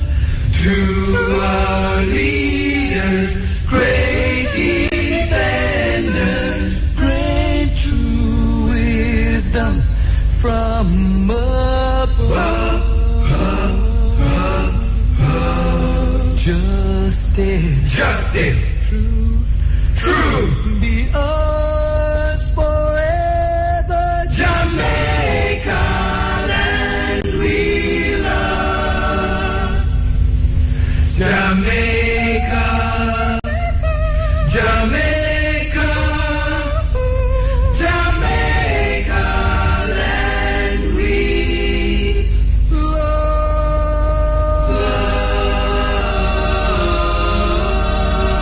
REFM. Thought-provoking, always smoking, lyrics like a bazooka. You are listening to Muta Baruka. One is talking about global warming and trying to find out why it is happening. But how can it be that livestock farming is hardly ever mentioned as one of its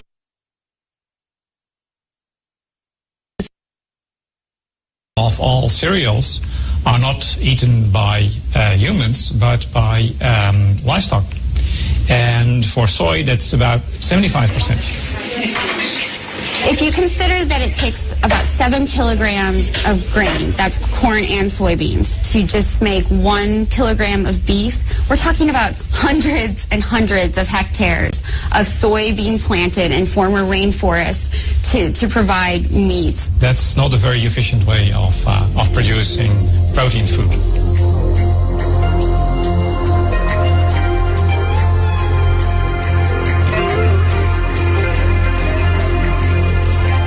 The soy is being imported from places like Brazil. Brazil has the biggest soy export market in the world, and their soy production has grown since the 1960s, something like 57 times. So they're just producing more soy than ever before. And most of that soy is being produced in very environmentally sensitive areas, including the Amazon rainforest and the Cerrado, which is a woodland savanna.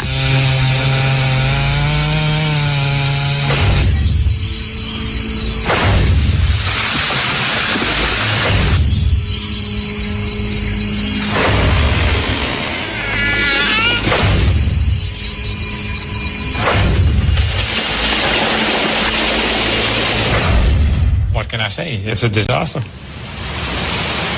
The main drawback is losing biodiversity, but indirectly it's also influencing up the climate change that's already occurring. Carbon sinks are places in the world like the rainforest or the Cerrado or some agricultural lands that soak up and sequester carbon. And when those are lost, we're losing a very important tool in the fight against global warming.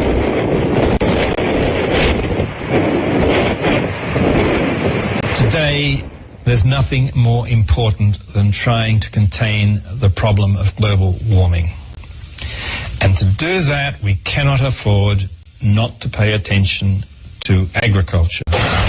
If we want to just achieve a fairly conservative objective in this sector, which is to stop this sector adding more by the middle of the century, then we have to take quite radical steps, because the natural dynamic is that as populations get richer, they almost universally consume more animal products. In the global context at the moment, this argument really, in a way, focuses on China, because China is the biggest increaser in meat consumption.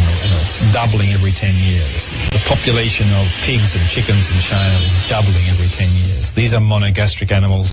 They don't create a greenhouse gas problem in terms of methane release, but they do create environmental problems because they have to be fed, and the feedstuffs have to come from global sources, and they come from soybean production in Brazil, which comes from deforestation and so on.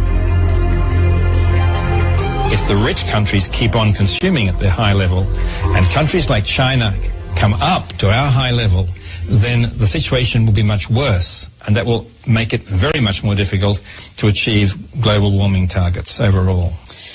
So it's rather strange that most governments only focus on quick fixes, like taxes on gas guzzlers. Certainly when you realize that research shows that in a year, a cow in the Netherlands will produce just as many greenhouse gas emissions as a car that drives 70,000 kilometers. 7,000 kilometers. This means driving around the globe more than 1.5 times. In a medium-sized car, I should add. The image we get to see of global warming is always so one-sided.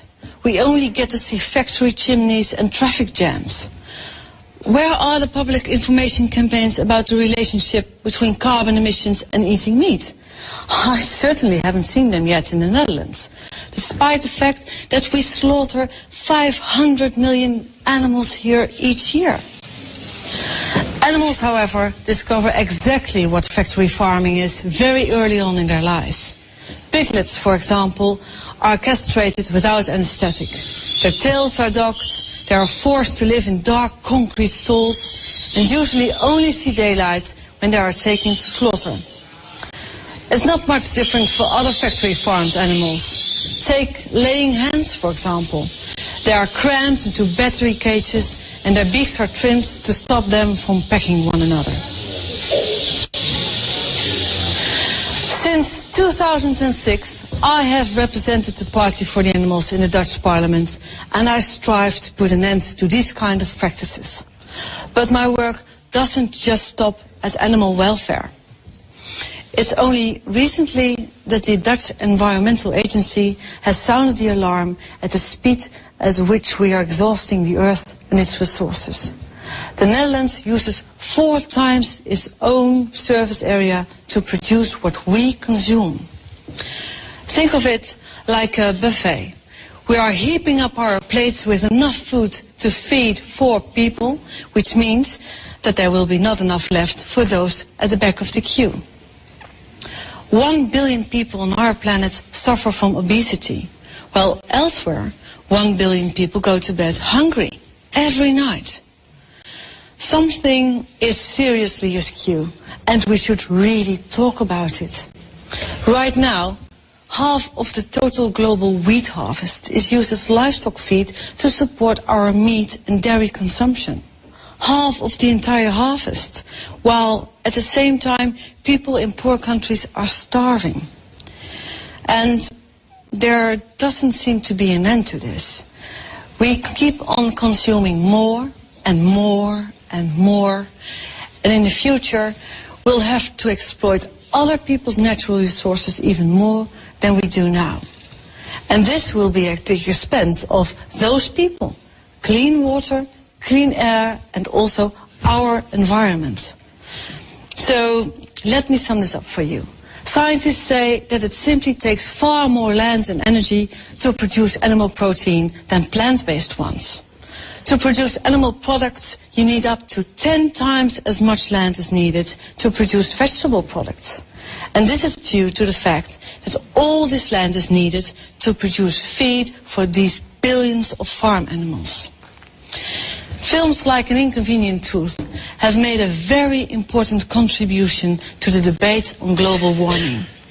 Yet the only cow that I saw on screen symbolized little Elle's picture-perfect youth in Tennessee. In the whole Inconvenient Truth, not a single word was said about livestock farming or the impact of this polluting industry.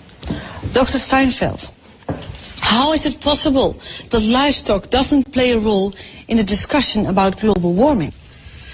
Well, I think that the fact is that in the climate change discussion, much of the focus is on carbon dioxide.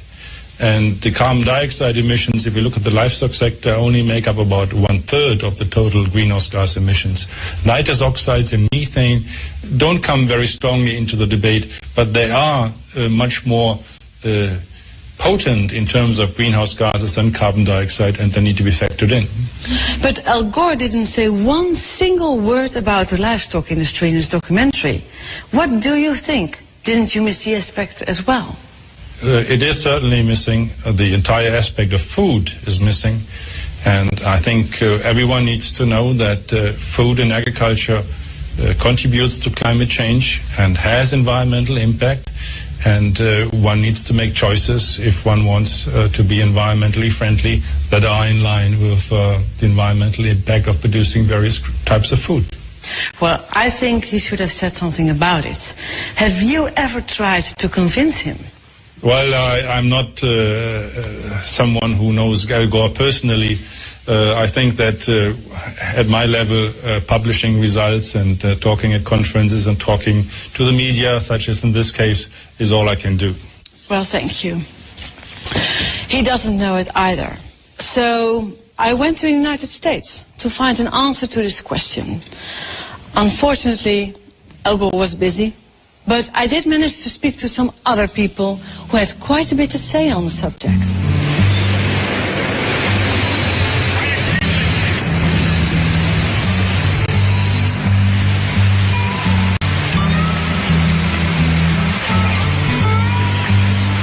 You look great. Hello. Hi. Some information? Thank you. Have a nice day. Hi. Hi. Hi. Hi. Nice to meet you finally. Yeah. Yeah, you do such great work. Thank you. Thank you. Yeah. Having a good time. Yeah. What are you doing here? Well, we're out here trying to show people that if they're eating meat, they're engaging in the #1 most environmentally destructive behavior they could engage in. And showing people that rather than cars and trucks and SUVs, even rather than planes, meat is the #1 cause of global warming. Do people believe that when you tell them? People are shocked to find out. We hear so much about cars and trains and planes and energy, and people don't realize that it's actually the meat on their plate that's causing global warming rather than the car that they're driving even. Get you some information here? Thank you. Thank you. How's it going? There you go. Check that out when you get a chance. Thank you. Check that out. Thank you. We use this catchy phrase, climate change. It's really just a way to grab attention and get people to look in our direction long enough for us to give them a leaflet and explain the issue a little bit further. And get them to go home wondering, how is it that meat causes global warming, rather than wondering what's on television tonight or what am I going to have for dinner tonight. Hey there. One of these. Thank you. Saying that power plants are the #1 cause of global warming is like saying that humans are the #1 cause of global warming. Power plants don't emit energy, don't create energy for the purpose of just creating energy for the sake of it. They create it for industries. And one of the industries that uses the most energy is factory farming. All right. In the U.S., the meat industry uses about 1/3 of all the fossil fuels that we generate.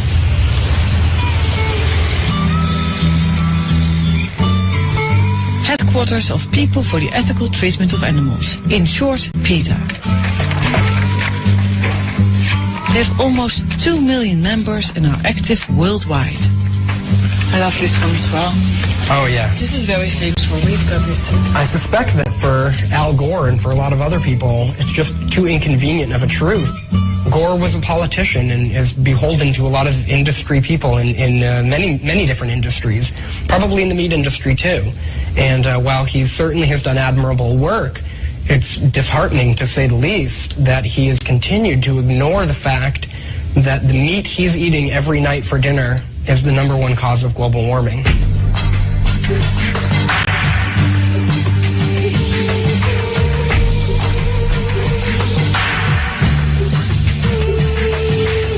I'm Alicia Silverstone, and I'm a vegetarian. There's nothing in the world that's changed me as much as this. I feel so much better and have so much more energy. It's so amazing. There's a prominent environmental group in the U.S. called Environmental Defense, and they recently wrote on their website that if every American replaced chicken with vegetarian foods in just 1 meal per week, it'd be the equivalent in carbon dioxide of taking about 500,000 cars off of U.S. roads.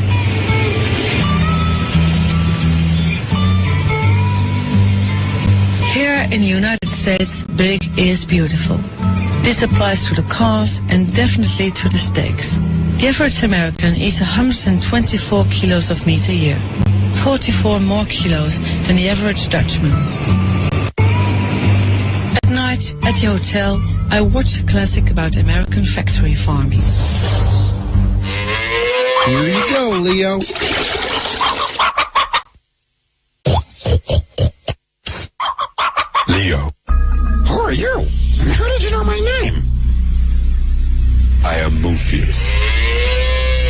know a lot about you. Have you heard of the Matrix? The Matrix? Do you want to know what it is? Okay. The Matrix is all around you here. It is the story we tell ourselves about where meat and animal products come from. This family farm is a fantasy. Take the blue pill and stay here in the fantasy. Take the red pill and I'll show you the truth.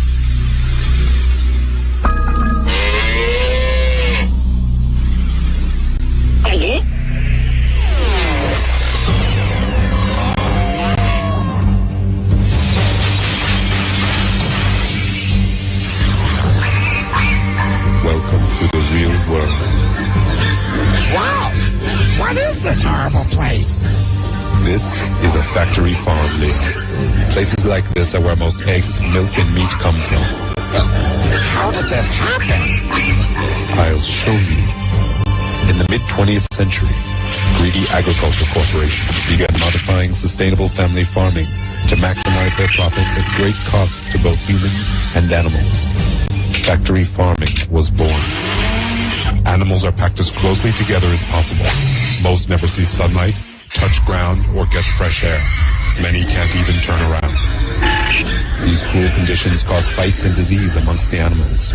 To fix this, the corporate machine began systematic mutilations, practices such as debeaking chickens. And they started adding a constant dosage of antibiotics to their feed just to keep these poor wretches alive.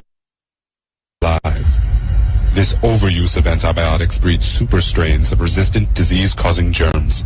Every day we get closer to an epidemic that cannot be stopped. Ew! What's that smell?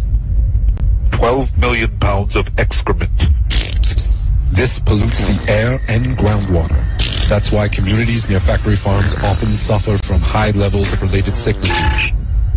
Well, it smells like shh. And what's more, factory farming corporations have been destroying communities and mistreating their workers for decades. Since 1950, over 2 million small hog farms have disappeared. If they continue at this rate, there'll be no real independent family farms left.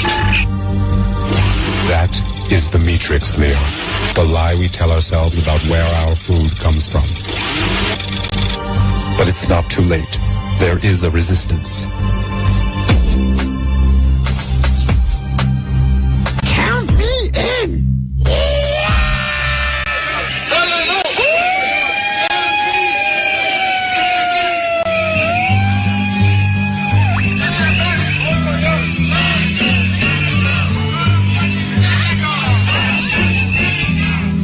Washington, city of politicians, policymakers, lobbyists, and activists. Think of the seals when you buy your meal. Boycott Canada. Today, a demonstration against the seal hunt is held at the Canadian Embassy. Think of the seals when you buy your meal. This demonstration was organized by the Humane Society of the United States, America's largest animal welfare organization with 10 million members. The seal kills. The seal kills. 30 minutes later, I have an appointment on Capitol Hill with Wayne Purcell, the president of the Humane Society. Hi. Hello there. Hi. Welcome to the United States. Welcome to Washington, our nation's capital. Thank you. And we're so proud of what you've accomplished in Holland with your election. We all took note last November of how you were elected, and you're the first party for the animals in the world to achieve this. True. So thank you. And we look forward to learning about what you've done. Oh, okay. So nice to meet you finally. You're the biggest organization on animal welfare. Yes, we are. We have 10 million supporters here in the United States in terms of paying supporters. Yeah. And then, of course, we have millions more who believe in what we're doing, and we're here to organize that sentiment to achieve political reforms for animals, among doing other things. We try to pressure corporations to do the right thing, and we educate the public, and we do hands-on care of animals as well. But the political work here in Congress is very important. Hi. You guys quit. 1, 2. Factory farming is the biggest abuse of all, because in the United States alone there are 10 billion animals raised for food. It's an extraordinary number, and the average American eats 80 or 85 animals per year. And we want to see that number reduced, and we want to see the animals out of these terrible confinement systems. Why do you think Al Gore didn't mention factory farming? You know, I think that he probably thought that he was giving a lot of information already to people with an inconvenient truth, and maybe he thought people would shut down if it affected them too personally. Because it gets very personal when you're talking about eating animals and you're talking about something that is part of the American diet. He thought, oh, this is going too far. But the public is slowly waking up. I do not believe that we can have a good situation for animals or the environment if we continue to eat as much meat as we are eating. But even if you reduce your total consumption by half, and instead of eating 80 animals, eat 40, you cut in half the greenhouse gas emissions. So we do think that our fork is a powerful tool. So they're clear about this in the United States. The power lies with the consumer. As consumers, we can make a difference by changing our diets. Matt Prescott says that meat is the #1 cause of global warming, and he gives a good example of this. If every American ate no chicken for just 1 day a week, then this would reduce just as much pollution as taking 500,000 cars off the road.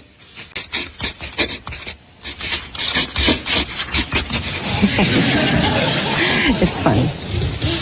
Okay, I can hear you thinking meat and other animal products are bad for the environment. I get it. But don't we need meat and milk for our health? Where else do we get the calcium for our bones, the iron for our blood, and the vitamins and minerals we need to keep us healthy? Advertisers and food producers have done so much to indoctrinate us that you nearly end up believing it.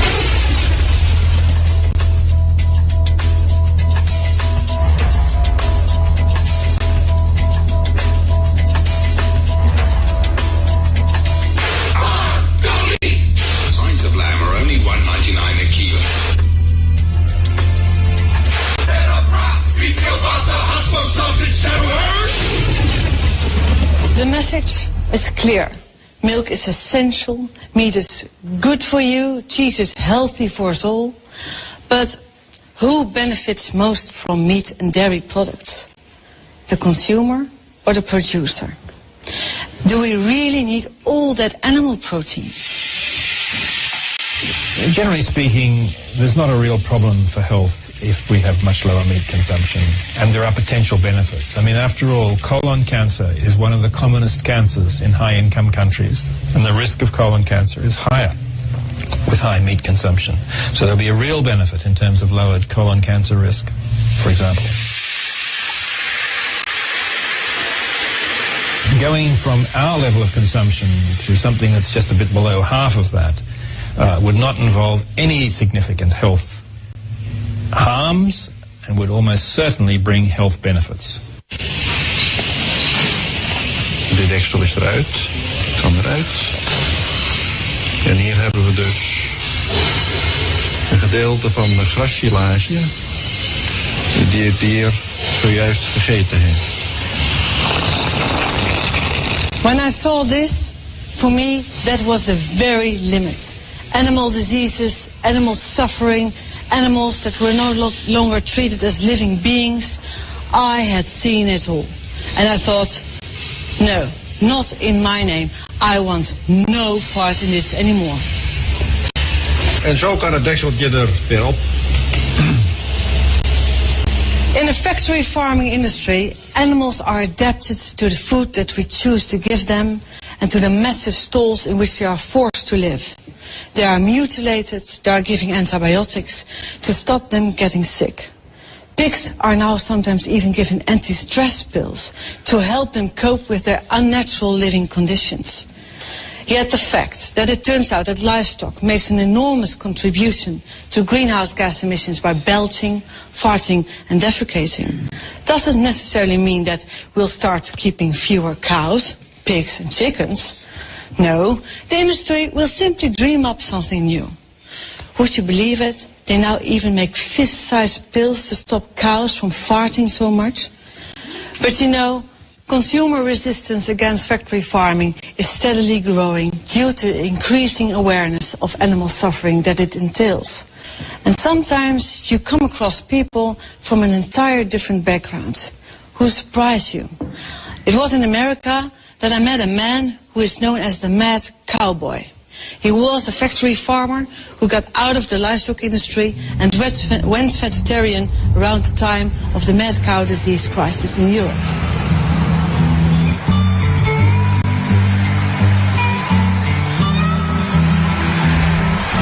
Hi, nice to finally meet you. Nice to see you're unlost again. Yeah, finally, we made it. My humble abode.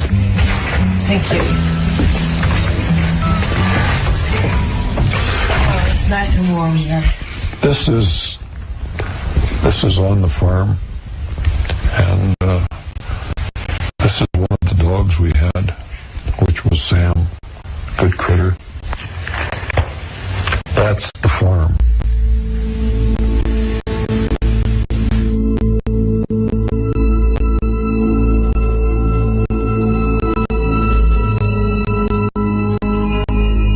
I'm a fourth-generation farmer, rancher, feedlot operator from Montana.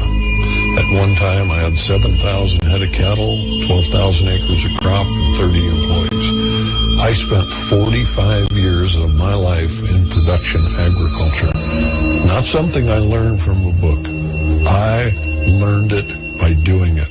I was a factory farmer, the worst of all. Not a family farmer, but a factory farmer. Never met a chemical I didn't like. We'd actually grind up animals and feed them back to our animals. Had all of the bad habits. What are you doing here? Branding. Oh. See there? I've branded hundreds of thousands of animals. It's still allowed. It's still allowed in America? Absolutely. 1979, I ended up paralyzed from the waist down. Doctor told me I had a tumor on my spinal cord. He said if that tumor's on the inside of the cord, you have less than 1 chance in a million you will ever walk again.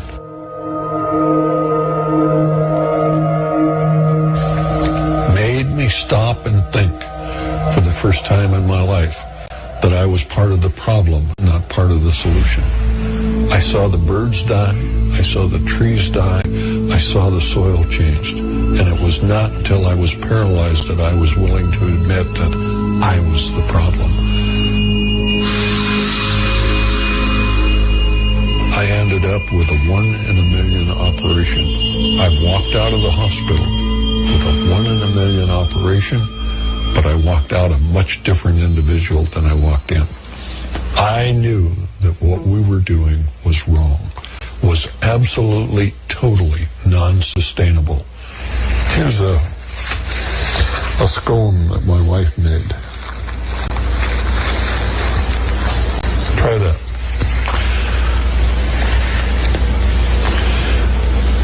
Vegan.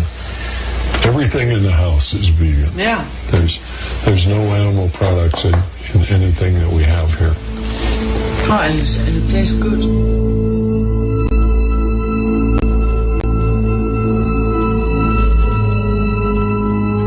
Everybody thought the same way. It was mass hysteria. Everybody was doing it. It must be okay. You started from the time you were a child. And can you imagine what it was like when I first asked myself the question, should we be eating animals? It was one of the most thought-provoking questions I ever had in my life because I had never even considered that. Yeah. And when you stop and think about it, it is so straightforward and open. Should we eat animals? Absolutely not. Do we need them for protein? Absolutely not. Are they good for us? Absolutely not. Do they enjoy us eating them? Absolutely not.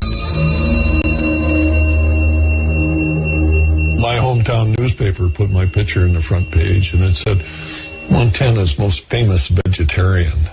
I picked up the phone and I called them up and I said, why don't you tell it the way it is? Montana's only vegetarian. And they said, no, we have one of you kind of guys here at the paper, so we know there are two.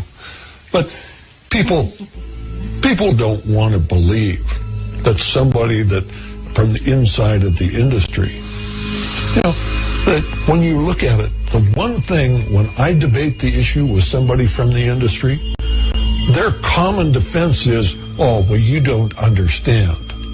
I spent 45 years of my life there. There's nothing that they have done that I haven't done more of it. I've milked more cows. I've slopped more pigs. I've fed more animals. And when they tell me I don't understand, I understand. And what I understand is what we're doing is wrong. It's non-sustainable. It's not good for us. It's not good for the animals. It's not good for the planet. The sooner we stop what we are doing, the better we'll all be.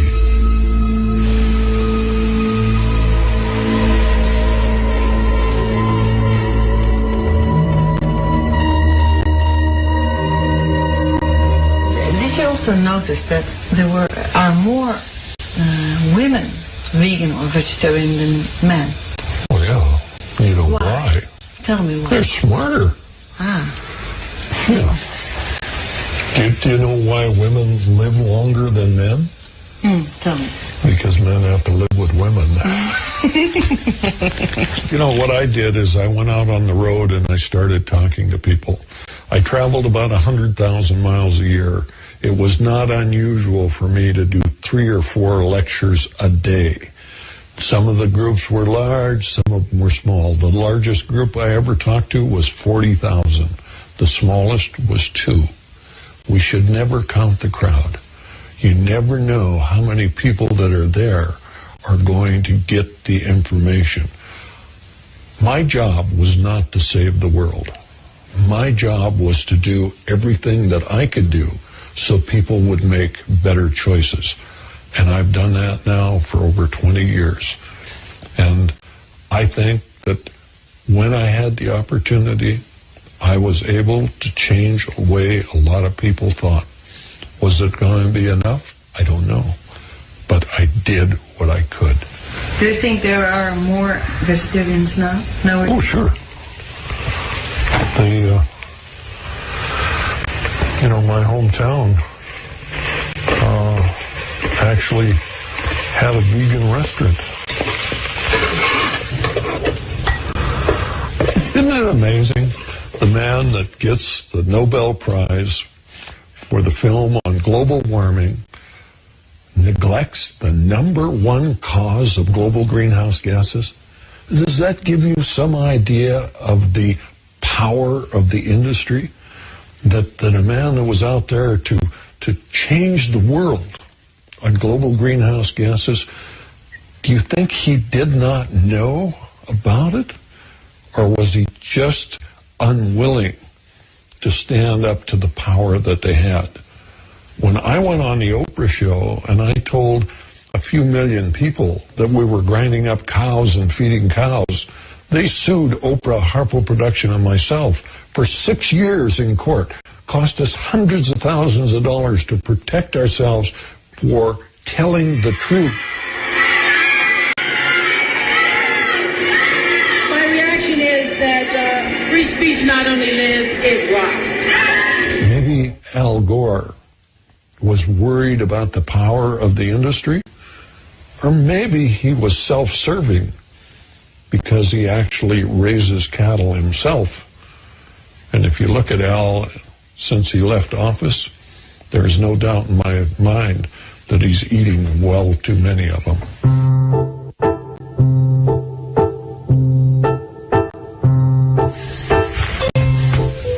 If there's something you would like that you don't see, I'll get it for you. No salt or pepper. No, this is fine.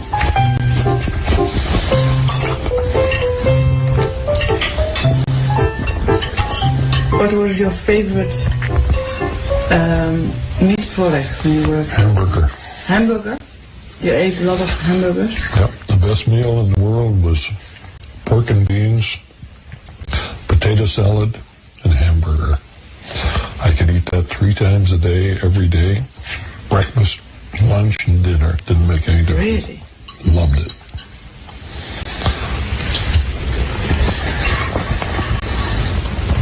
Turned out okay.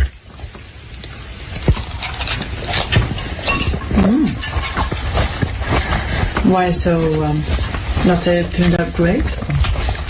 Well, if my wife cooked it, it'd been better. But it just goes to show that if an old cattle farmer can do this, anybody can do it. REFM, thought-provoking, always smoking, lyrics like a bazooka. You are listening to Muta Baruka. Often what we're doing. But if we do everything we have the capability of doing, we will win. There's no doubt in my mind. The FAO has made some very interesting calculations. Between 1950 and the year 2000, the world population grew from 2.6 billion to 6 billion people. Yet meat production increased fivefold, from 45 to 233 billion kilos of meat each year. It's predicted that there will be 9 billion people living on our planet by the year 2050. And what will happen with the meat production?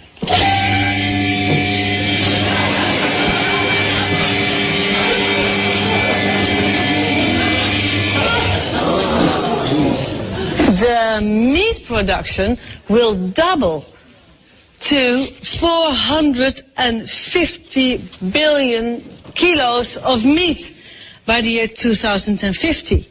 And of course, the greenhouse gas emissions will double too. And I'm talking about kilos of meat every time, but of course we are talking about living and breathing animals. In a lifetime, the average European will eat 7 sheep, 24 rabbits, 43 turkeys, 789 fish, a third of a horse, 5 cows, 42 pigs, and 900 chickens. So the average European devours 1,800 animals in a lifetime. If every person on our planet were to do the same, we would need 142 billion animals every year. In truth, the agricultural sector worldwide has gone off the rails. The cycle has become completely disrupted because we have started to produce meat as cheaply and intensively as possible. Forests in South America are disappearing because Europe demands huge amounts of animal feed. The gigantic factory farming industry in the United States, the huge level of meat consumption in the Western world, all at the expense of the climate, biodiversity, drinking water, and food for the very poorest people on Earth.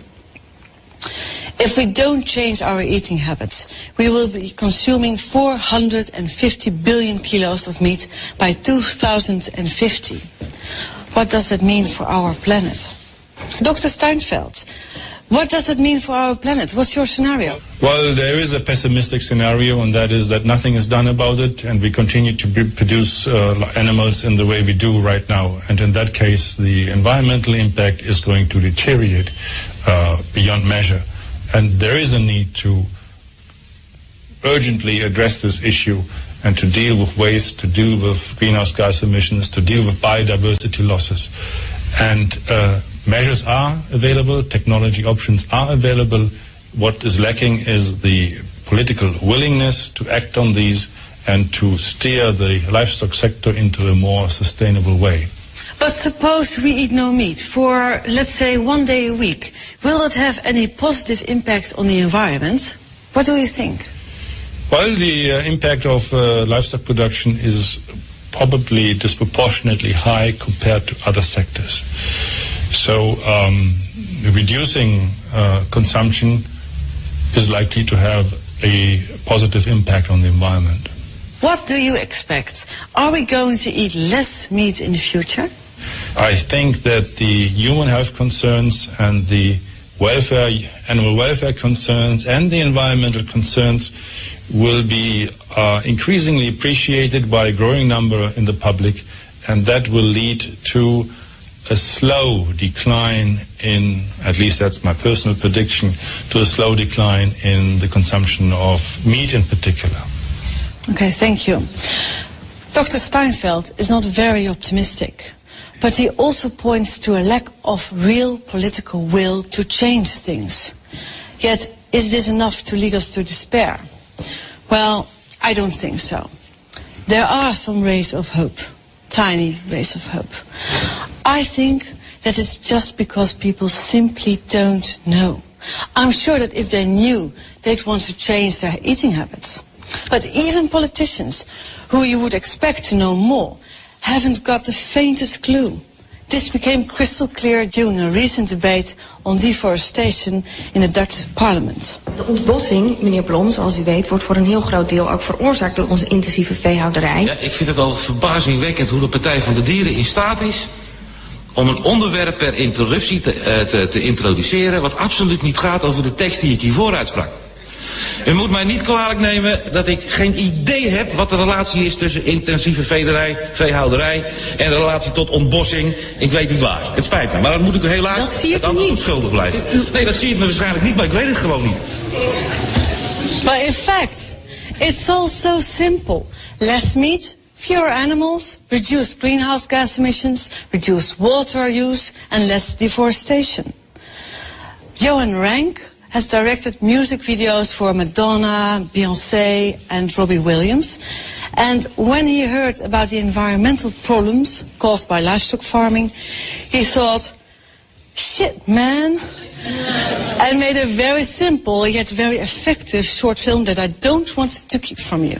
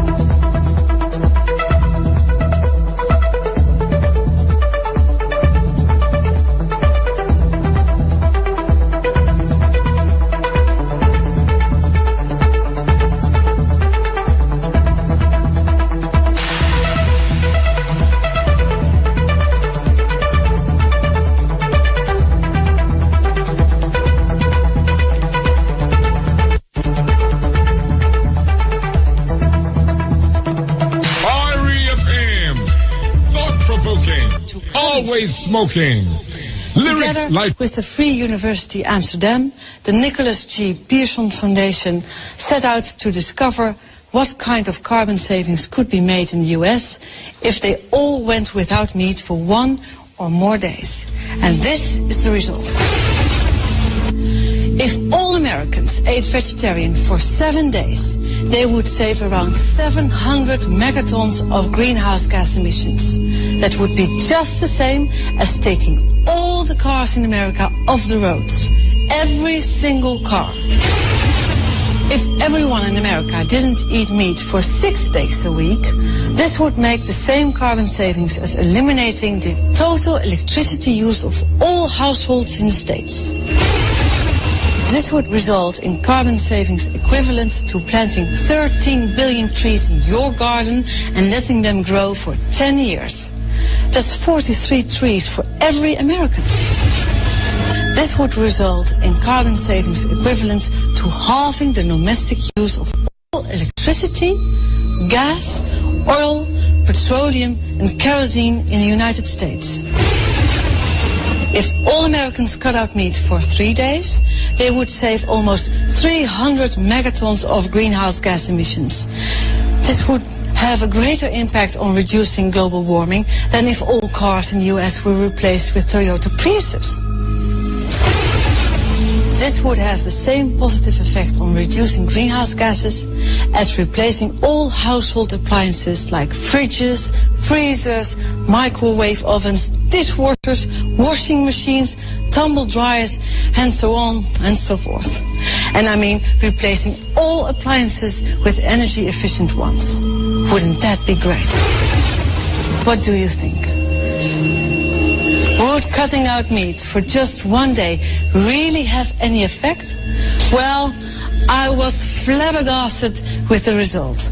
If all Americans didn't eat meat for just one day a week, this would save 90 million plane tickets from New York to LA or from LA to New York. 90 million tickets each year just by eating no meat for just one day a week. You see,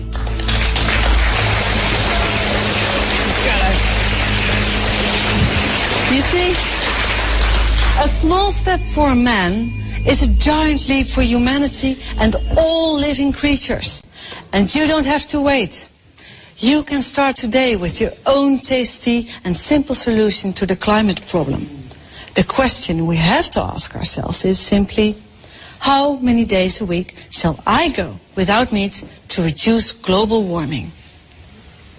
I think it would help, especially if they did one day a week. I think that makes a huge difference. It makes a huge difference not only for the environment, but for the animals themselves, and then for our bodies. Not only think it would help what you're talking about, but I think it would help the karma also. Greenhouse gas is a really important thing. Global warming is really important. But does anybody ever talk about the amount of water it takes? There's so much waste. And I think if more people were aware of that, they would make the choice, because it's a very easy thing to do. It's a very easy choice to make, to just skip meat for a day, one day a week, and then one day becomes 2 days, and then 2 days becomes 3 days, and gradually it can make a significant impact. Absolutely. Being a vegetarian uses 1/10 the resources than eating meat does, so obviously it would help, perpetuate human life on Earth if everyone did. Hopefully it all turns around. I think it definitely was the missing part of the inconvenient truth. Animals are suffering, people are suffering. I mean, we need to do something. You can't be a meat eater and call yourself an environmentalist. You can get a lot of protein from peanuts. When I was raised in Canada, meat and potatoes. I never was a big meat eater my whole life, but you're raised that way, and it's really hard to switch gears. So I think when people just do the best they can. Should all eat less animals, or maybe just none. I think that would make a tremendous difference. You don't have to go 100% vegetarian, but we don't have to just have this mass gorging of meat that happens especially in the United States of America. Yes, I don't expect everyone on the planet to give up all meat. I think that's unrealistic. But I do think we could get people to understand that meat shouldn't be something they have for their own health on as regular a basis as they do have it. People don't think twice when they eat meat. People don't think twice the way their meat is manufactured. People don't think twice about those factory farming practices because it's not as close to them. But yet, if you're driving in a car, an SUV that may be much bigger and is not a hybrid, possibly like your car, is something that you can pick on. It's an easy thing to pick on, but we need to start picking on ourselves, and we need to start picking carefully what we eat, how we eat, when we eat it, where we get it from. We need to do the research and do the work to find those things out and make ourselves smarter. So if we're going to talk about SUVs and car emissions, we can also be smart enough to find out where most of those emissions are actually coming from. Right.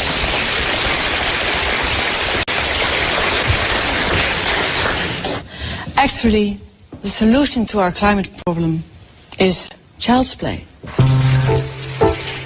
The production of 1 kilogram of beef is just as bad for the environment as driving around in the car for 3 hours while you left all your lights on at home. If all people in the world started eating as much meat as we do, then we'd need nearly 3 planets to be able to feed them all. And that's not possible.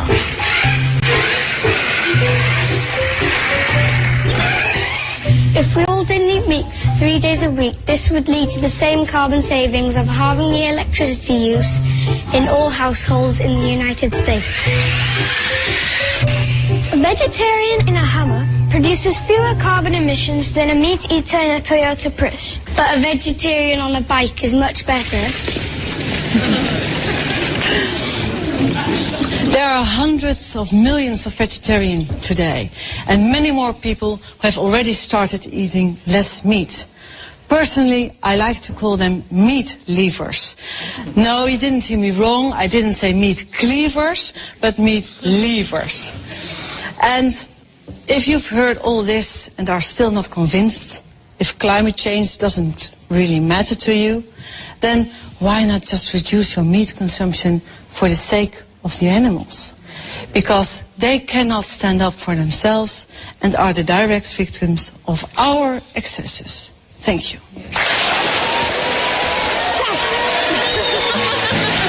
Fiery FM, thought-provoking, always smoking, lyrics like a bazooka. You are listening to Muta Baruka. I'm offering a $500,000 reward for the capture of Croaking Lizzie and her family on the charges of squatting, disturbing my peace, and causing the destruction of my property. Last know whereabouts. Some people do ridiculous things when they can't find what they're looking for. Find exterminators, financial advisors, all you're looking for and more in the Yellow Pages directory. This is the Cutting Edge on RFM. Hope you was listening keenly to this thing. You know, I listen to it and I think for the Jamaica Society for the Prevention of Cruelty to Animals, and I say it's a kind of hypocritical organization when it comes on to life and the preservation of life when it comes on to animals. And then we think about the environmentalists them who are trying to save Goat Island, and I talk about the environment that will get polluted when the Chinese come, yet still them same one a consume cow, where we just talk about the methane gas. The more meat you eat is the more methane gas exposed in the atmosphere and cause global all sort of precipitation and go on. And these environmentalists don't recognize that.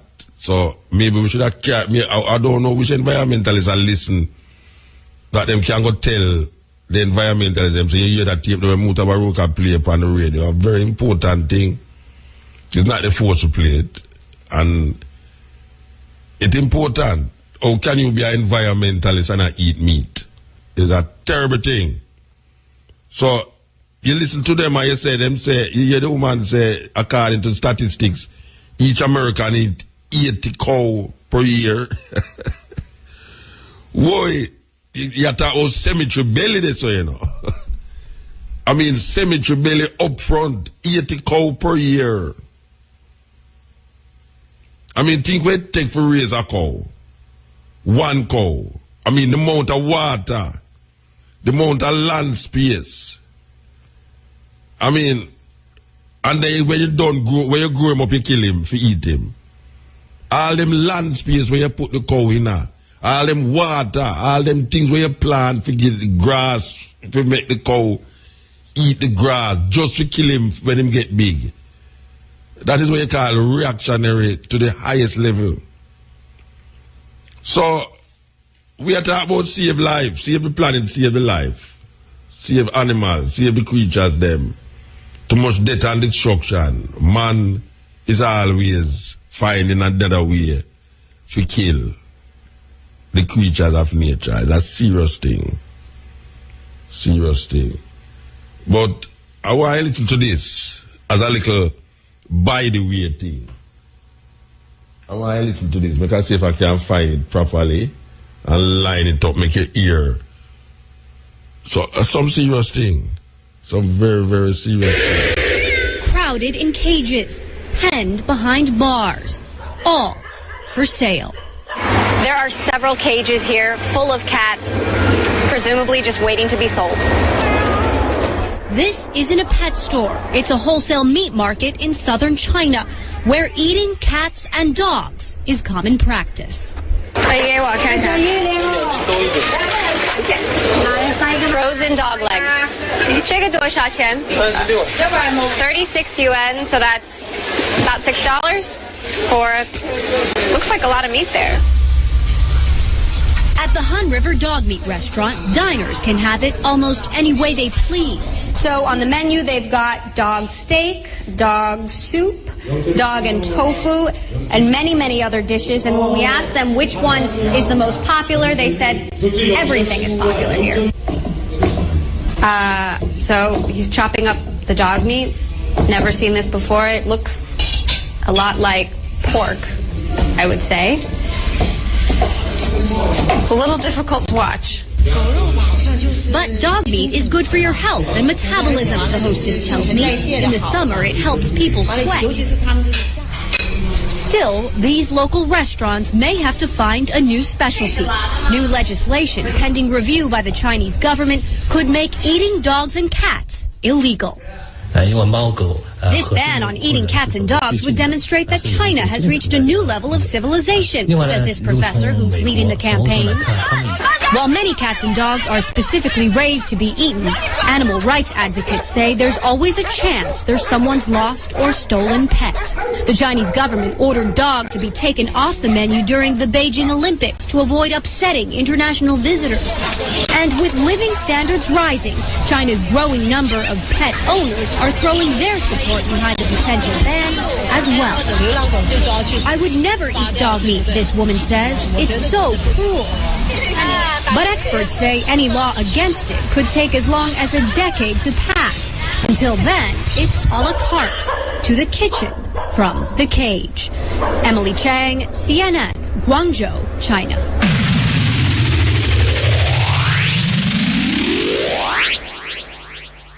You that about this China man out in Portland there. I say, boy, women know him can get some post from. So when him say that now, I say, hold on, you start race post. So, I make a note right now, this local China man is a man where we pay big money for them thing there. You understand? So you must right now, depends on all the color too, because you buy them by the color and the size. Okay. So we must say the bigger the body is, more meat. The more meat, and you pay big money for it. You know? So if you have 5 fat posts where we like say 10 pound or 20 pound, it depends. In the beginning, like 10 grand feet, that's what tell me. So the youth tell me, so now, you have a time when China man can tell me. So the youth tell me, so now, you have a time when China man can. Yeah. You know, don't tell your story, your credit gone, Rasta. But don't be surprised, you know, them things are a normal thing in China, you know, a normal thing. You have certain places where just eat certain things. You understand? Like how we yam pork, normally. You have certain countries where that not touch at all. So don't skin up your mouth when you hear say the Chinese them eat dogs and cat. Because we don't yam pork and every other things with it, goat balls and all them something there. Things we should have make shoes, leather, we eat it, cow skin. You understand? So don't be surprised when you hear these things. Yes. Greetings, Aaron. Blessed man. You know, there's nothing live about them animal farming there. Nothing live about it, and I always wonder why they call it livestock. Because it's just live up to a point of consuming. Yeah, well, that's why they call it livestock, because it's real. Them are real something live. Yeah, but at the same time, it still end up in butchery, you know. Yeah. And I really feel like that I could call what it is. It is flesh, you know. Yeah. I never like the meat sound to it, you know. Yeah. Okay. It is just flesh. All of it is just flesh, and it should be given by proper. Give thanks for the information from him, Congo. Yeah, man. Give thanks, man. Ital is it, Ital is human. Straight up. All right, so blessed man. Yeah. Blessed. Yeah, man. What you mean? Of course. Ital is vital. Really. This is the cutting edge on RFM. Listen to this tune here by well, just listen. Smokey Robinson. Go on. Yes, cutting edge. Yeah, I did motor. Cutting edge. Go on. Cutting edge. Go on. Yeah, man, I go on, man. I just call in and I big up a program, man. Yeah, man, I say a cutting edge, I go on. Yeah, man, because I say, boy, I'm ready to stick by RFM, man. I know say it I go on, man. I want station, I'm ready to pick up on RFM, you know. That is good. Yeah, man, I'm going to RFM alone, he can pick up. You know, I miss nothing else. Now, man, is a whole radio, man. Our 15 years, me have going on nearly 20 years, man. No, 12 to 15 to 20. Mind what I say, no? Yeah, man, a long time me have it, man. All right, sir. Give thanks until I pick up something. Yeah, man, we just have to pick up a program, man. All right, sir. Give thanks, brethren. All right, blessed. Yes. Yes, may I tell you, information is very important. Very, very important. Yeah. Yes. Well, go on. Blessed Motor. Well, go on. Yes, you know, I call from England still, you know? Yes, sir. Give thanks. Yes, last year I told, you know? For real. What I say still in a motor, it's like, me there up on the sideline, I watch what I go on, like, you know? And if I tell you the truth, sir, I wonder when Jamaican people are going to really wise up and come to understanding of themselves. Meaning, me there on and me see what I go on, like, you know what I mean? Like Jamaican people, them speech, them, you know what I mean? Like them language, them afraid of them patois. You get where I come from? Meaning like me work with the public and me run like a survey for myself. Motor, you know people love when me speak patois in a motor. Yeah. Me's a taxi driver, you know. And I tell you that in a motor, when me talk patois, you know, me get tips. What for money me get when me talk patois. You see what I say? A black taxi you drive? Nah, man, me drive just a normal hackney cab. Me know a Rasta will drive a black taxi. Every time I come and grab my car, him come to the airport for me, you know, just, you know, them black taxi, when you're driving and you feel like you live a bucket and pallets. Yeah. No, we kind of like, you know, like, one of them cars. But I see him happening things still, you know?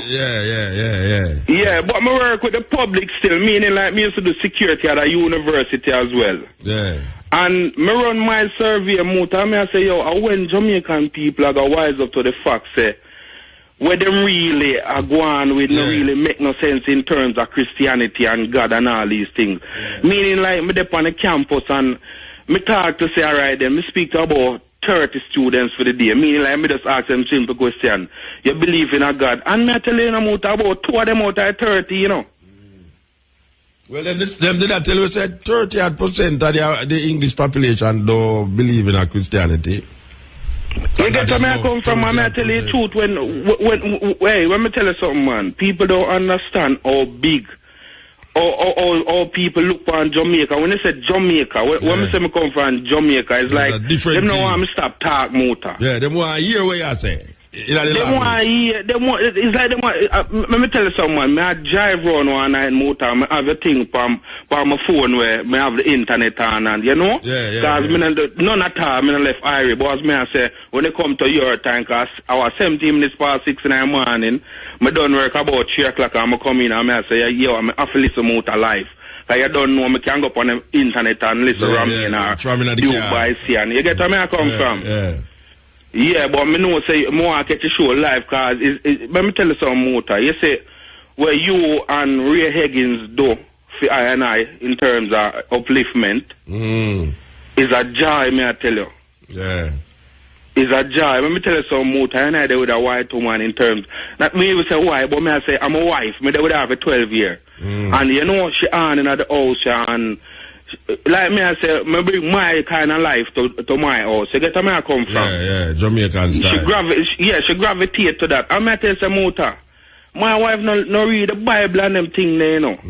But me I tell you, so the other day, me I show her a program on the internet, Ray Higgins, Stolen Story. Yes, yeah. And when she finish watching the program, you know, the only thing she can look for me and say, hey, the people them who write the Bible are some smart people, you know. And she don't know nothing about the Bible, you know. Yeah, even though she's an English woman.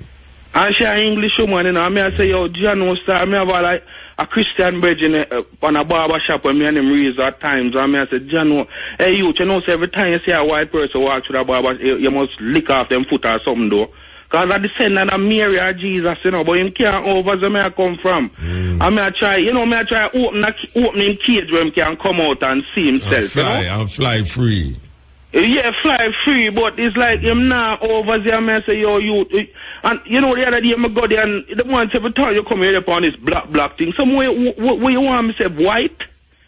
Like me, I say, Bridget, you need, it's like him at about, when we say Africa now, it's like him, we can check Africa from in the 16th century. I say, Bridget, you don't know nothing about Africa, man. Up to date in brains. In brains are up yeah, to date.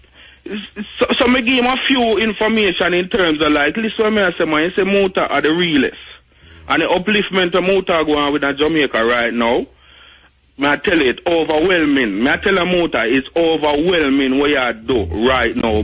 Me da like to know how much people really are listening to you, meaning young youth and everything. I know people. Which part of England you call from? So last year I told me them, man. But? Yeah, man. Okay. Yeah, man. Right, them, man. Nice school out here, right? So, man, I say? Bad, man. We know bad. That's cool, man. I mean, I tell you that straight. The whole of the youth, them, that Pablo Barber Shop. Every day we tune into our FM, man. We are keep the jar that way, because the only thing we can have right now. When I tell them out, when they talk about the food program, I'm a day more time, I said, John was star. I never know when I left Motor. I tell you too, I'm coming out when I'm 19. Okay. Yes, sir, I say, I never know about bigger town. In a Mandeville, them place I'm come from, the bubble they used to heights me upon, you know? Yeah. Yeah, so from them time, me stick to the whole food, like, you see where I come from, meaning, me introduce it to my house, and, you know, like me, I say, veggie chunks, so I come on and me used to eat it and thing, and my wife get to love you, and my wife's favorite food. You get where I come from, I mean, like a whole food at them place, and me say I go shop, when I go really, when I feast on certain thing, you get where I come from, Muta? Yeah, man, Yeah, man, but me I tell you, so when me hear you talk about the natural thing, and the food, and the planting and things, so me I say, I show the people, you know, they're on a sideline, and I watch how I go on. Yeah. You get where I come from. Me tell you, I'm watching I go on and I say, Jano is a beautiful place, sir, but you know me I tell you. You have to go to grass, go look it. You have to go to grass, go look it. Yeah, I just say things set in a motor, but here we go on. The first time I call upon your program. Well, we appear first time caller tonight, I don't know, now things are going for me in the night, yeah. Nah, man, here we go on, man, you're blessed like that in a motor. Alright, sir.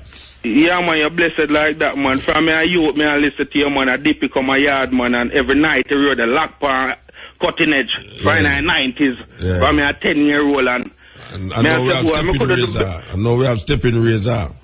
Yeah, yo, it's a joy, man, to see how far you come from the people. I say, yo, Muta, that madman and him something. I mean, I say, yo, one of the most intelligent Rasta man we ever see. You know, say, we done the call, you know. Alright, so now say another man. Bless up yourself and more love and respect. Alright, give thanks, yes. Right, what's that thanks for you know? Speaking of the language, listen to this from my brethren who live here. Yeah, blessed man. Greetings, King. Why is it? Yeah, me hear you talk about the food and the cat and all of them things there since night, you know. Especially the cats. The other day I run up in some research where I talk about how South Koreans have cloned cats for glow in the dark, for use for, you know, find out about, you know, various diseases, for track diseases such as AIDS and them thing there, you know, I say. Yeah, man, is some very scary things. And when it's them a clone, them put, I'll find in the 90s, me know them put clone a human ears for a rat, you know. Yeah, man, that happened 1994, I think. And them a clone animals. I mean, you remember a movie with Arnold Schwarzenegger where him come home and say him a make love to him own wife. I don't know him. Him a look through the window and I see this man and make him look at him. I don't know him. Them just clone him. Yeah, that's that confusion. Yeah, me even see the man them have a University of Rhode Island, you know. Yes. In America, have a doctor, a scientist who clone a kind of trout. Yeah, they look like a pig. The pig head. The fish have like something like abs for meat or something like that, you know. Yeah. And Well, I see one will look like a pig head. The body is a fish, but you have a pig head. Yeah, man, that's serious thing. And I know dry me talk about in a picture them take. Oh, yeah, man. So and you see, them start do some different kind of cloning now too, you know. Them start, especially like the zoologists them and the various zoos them around the world.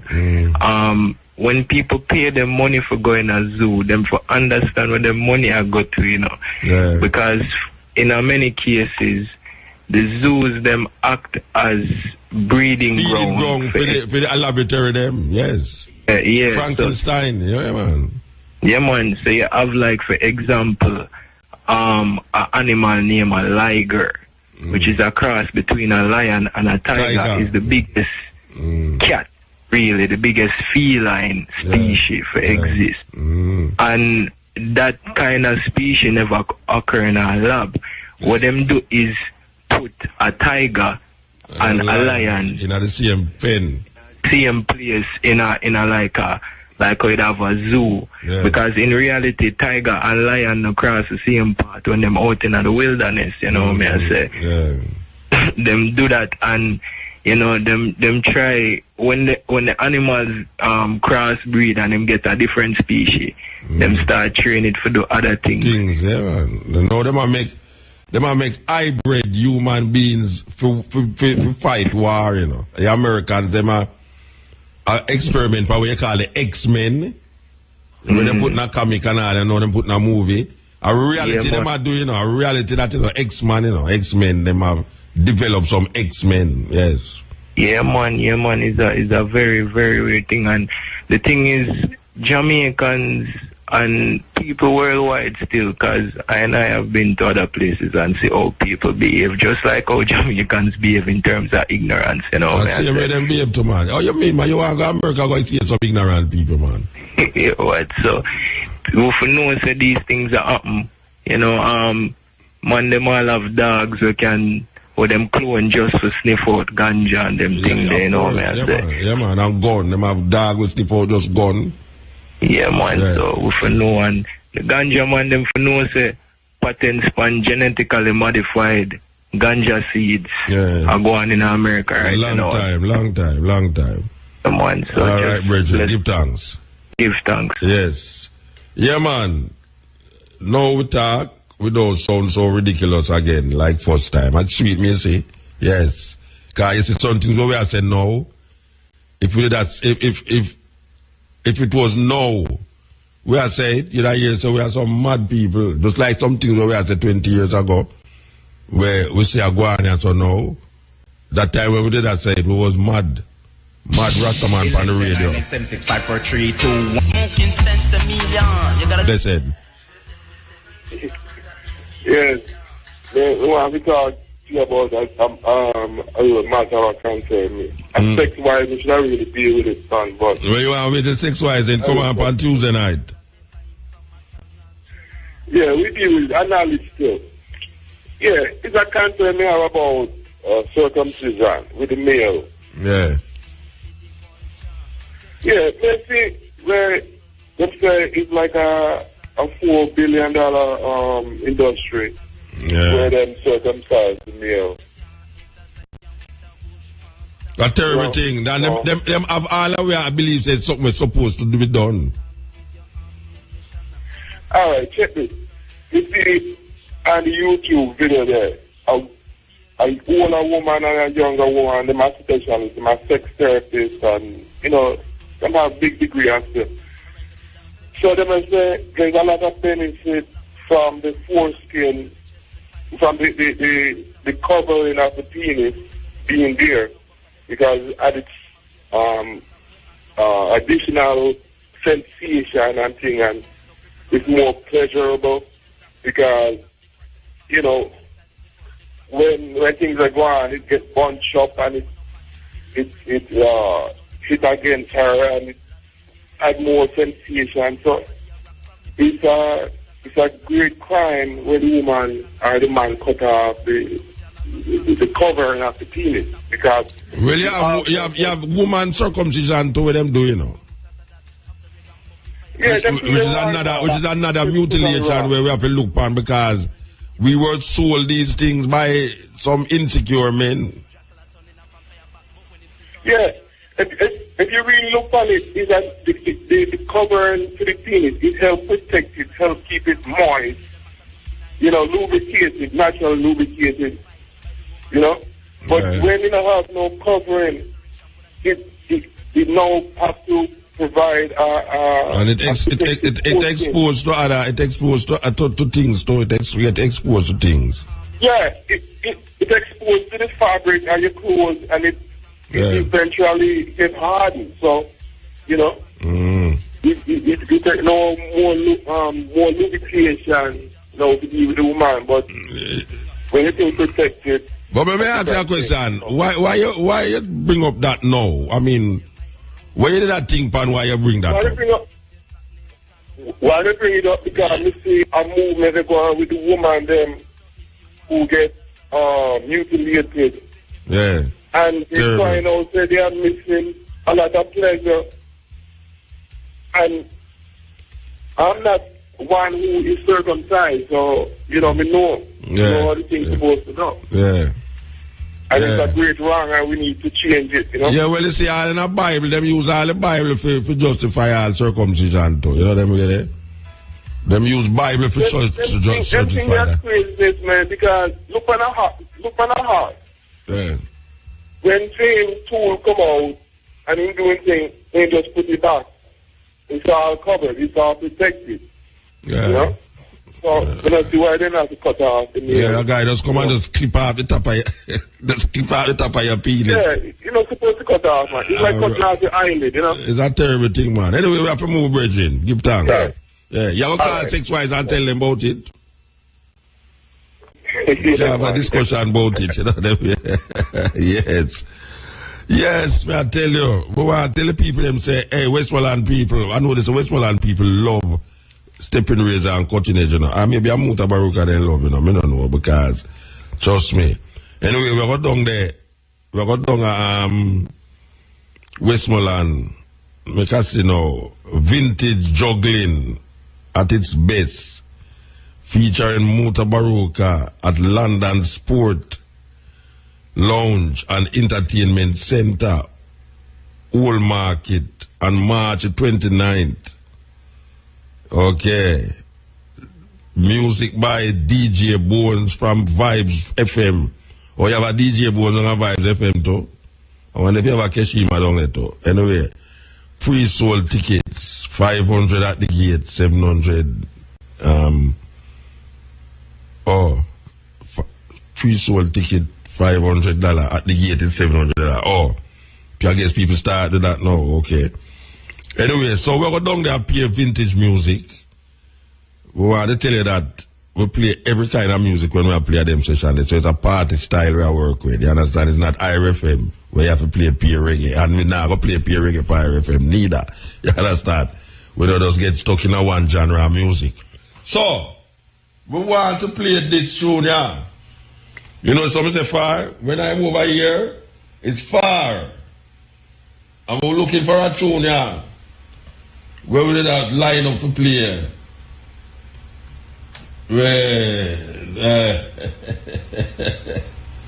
Boy, may I tell you? Okay, me could see where we go. Yeah, so we go here.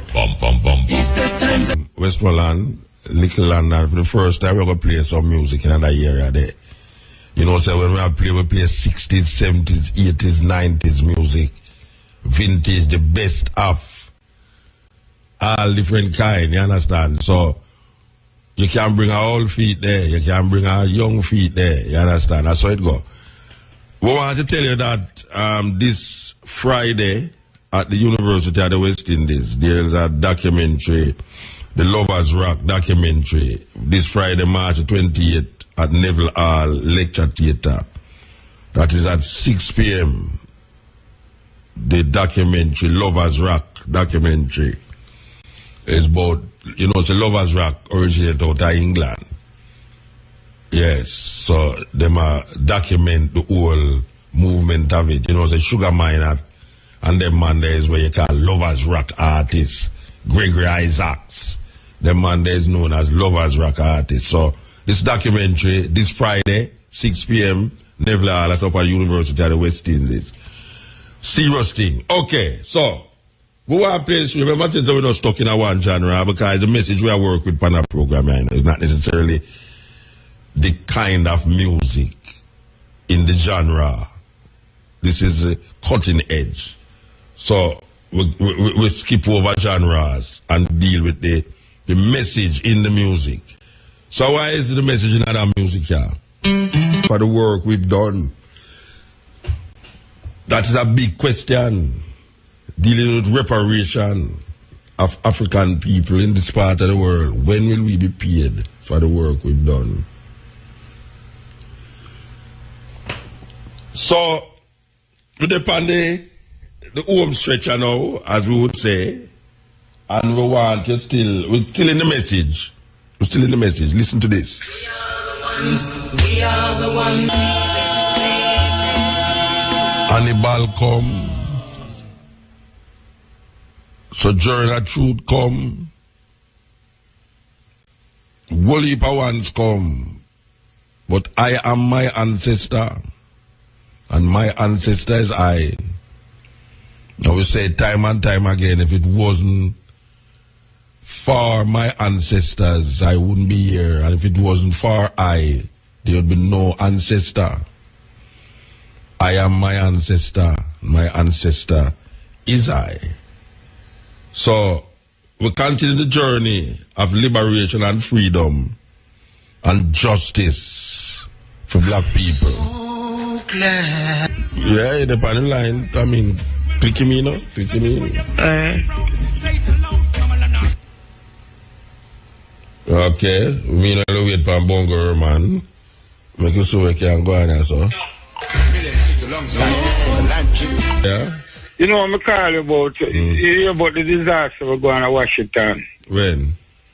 Yeah, since week, I'm on over 100 people dead and a flood. Oh, yeah. Now, when I ask if you could have checked in any way tomorrow, find out if the Jamaican. They denied. They denied, find out Jamaican, the heavyweight. Always denied, yeah, always denied. You understand? All them good enough the plane to go down to Malaysia and Ireland. Yeah, all of that too, God. Yeah. All right, yeah, I'm going to check it out. You check on it, and tomorrow I'm listen if you find out. So, you know, man. Give thanks to life, you know. All right, sir. Glad to see you every time I see you. Believe you. Yeah. Every time I see you, I feel good. No, every time I see you, I feel good, man. Every time I see you. Believe you me, man. You laugh, you think I joke. Yo, give thanks to life, man. Yeah, man. Every time I see Bongo Irma, I feel good. All right, sir. Them not bold when I hear, you know, we're back good, you know. Yeah, all right, sir. Give thanks. Yes, sir, please. Yeah. It's a long time. Give thanks to all the people who there, so we do it now and going there we do it again till 2 o'clock. And the stepping razor, the art of war. From 2 to 5:45, we're there with you again. Different program, different vibes.